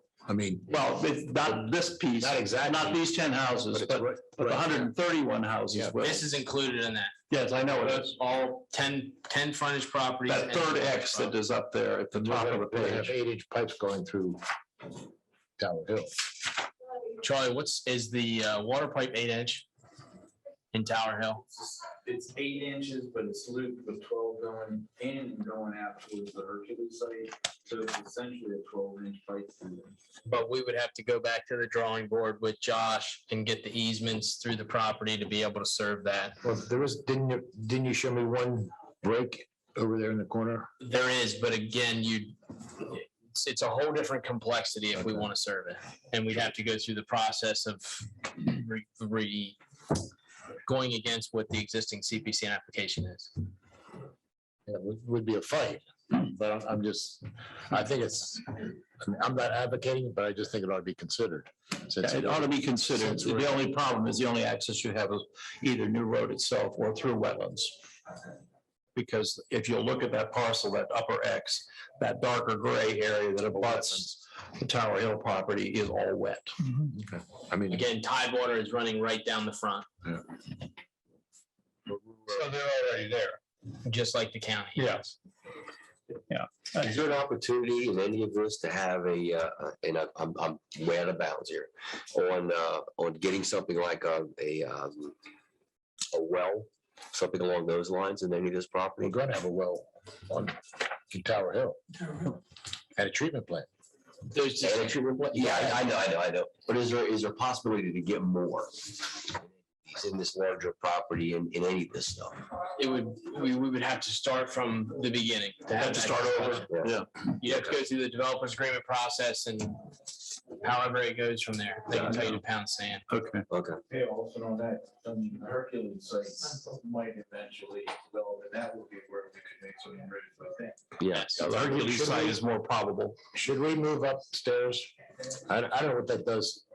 What else do you have? I mean, you're FOIA-wise. We're gonna have to, you're gonna lose your Zoom connection too, aren't you? Yeah, I'll kick everyone off and then I can restart it. How many people do you have on?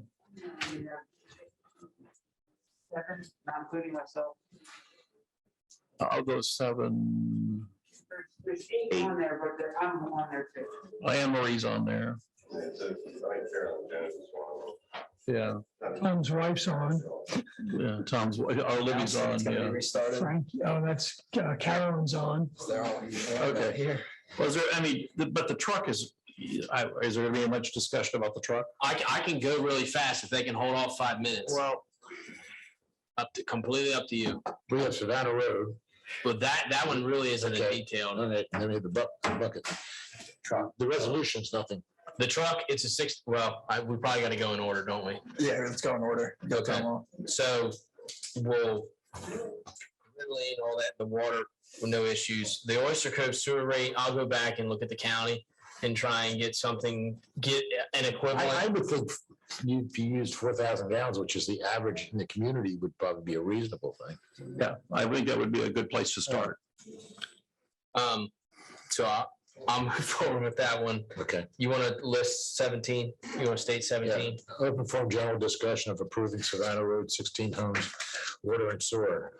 Austin. Okay, so essentially, this was a project that was worked on for a very long time. These folks have been very patient with us.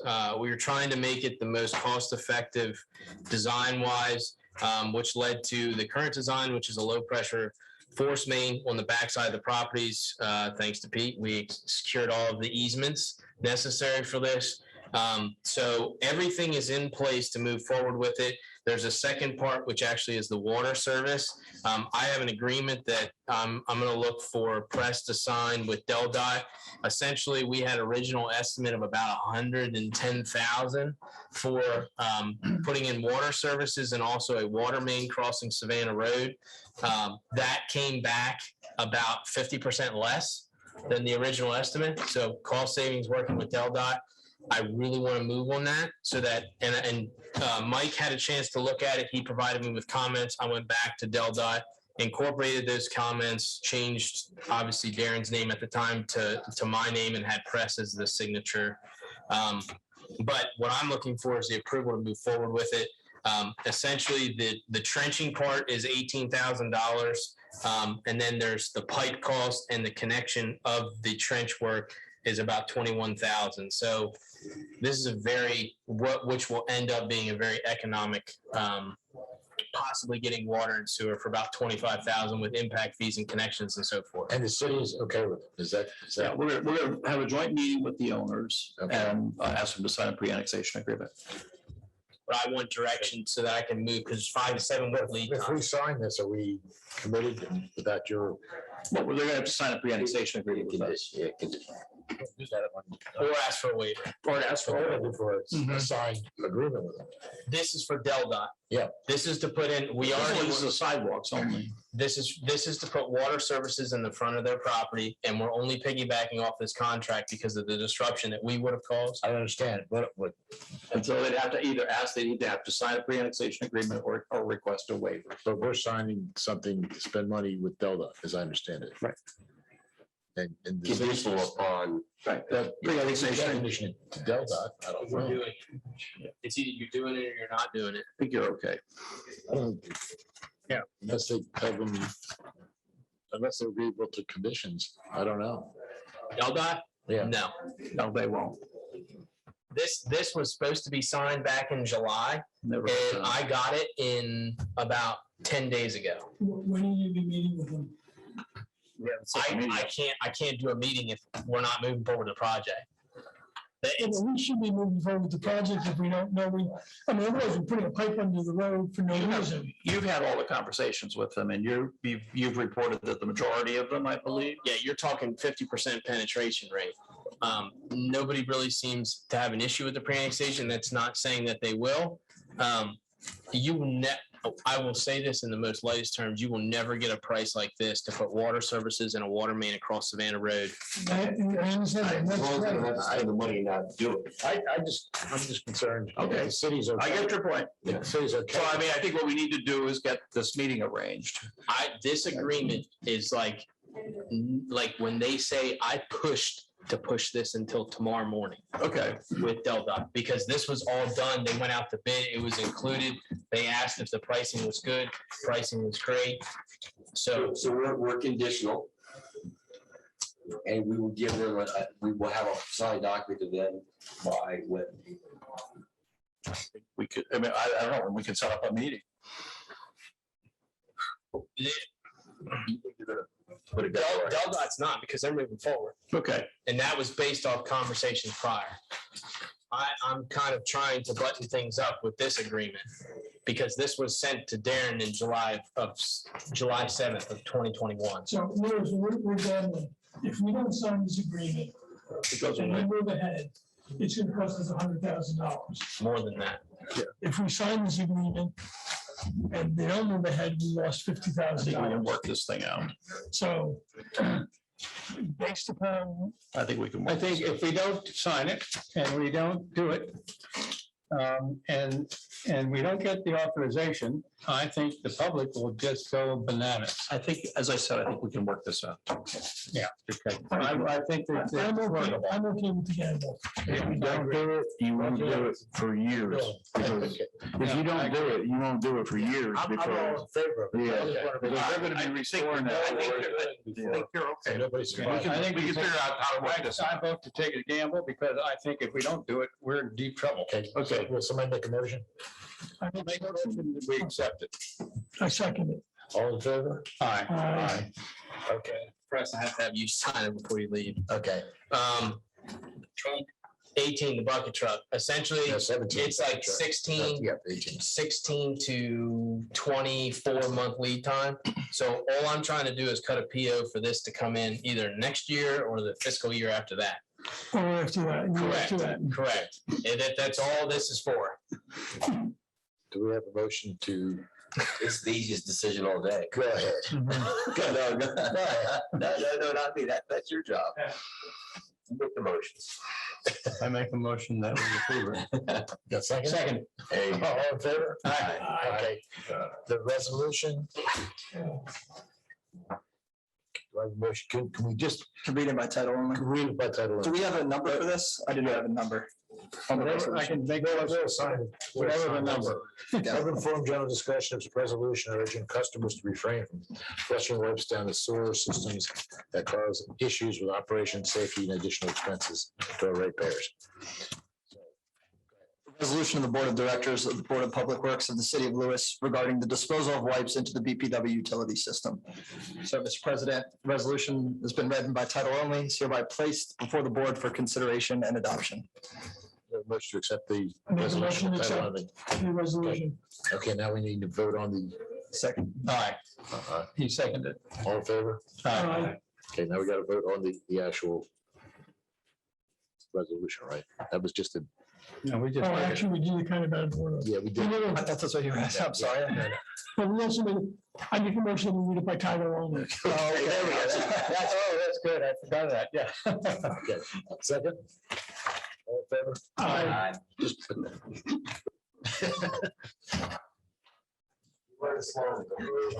I always get that messed up. You should in your executive session. That was the question. Do you, It's upstairs. Do we need it? if we're going to utilize the exec session, we can go right upstairs. What do you have? How many inches? I have 1.5. Upstairs? Yeah. Motion to go into executive session. Second. Yeah, you got to do call Call the to press. call to the public and call to the press. There's no press here, except press lead. Call There's Call the public. nothing- there's nothing to that. And I don't see any hand raised. We're good.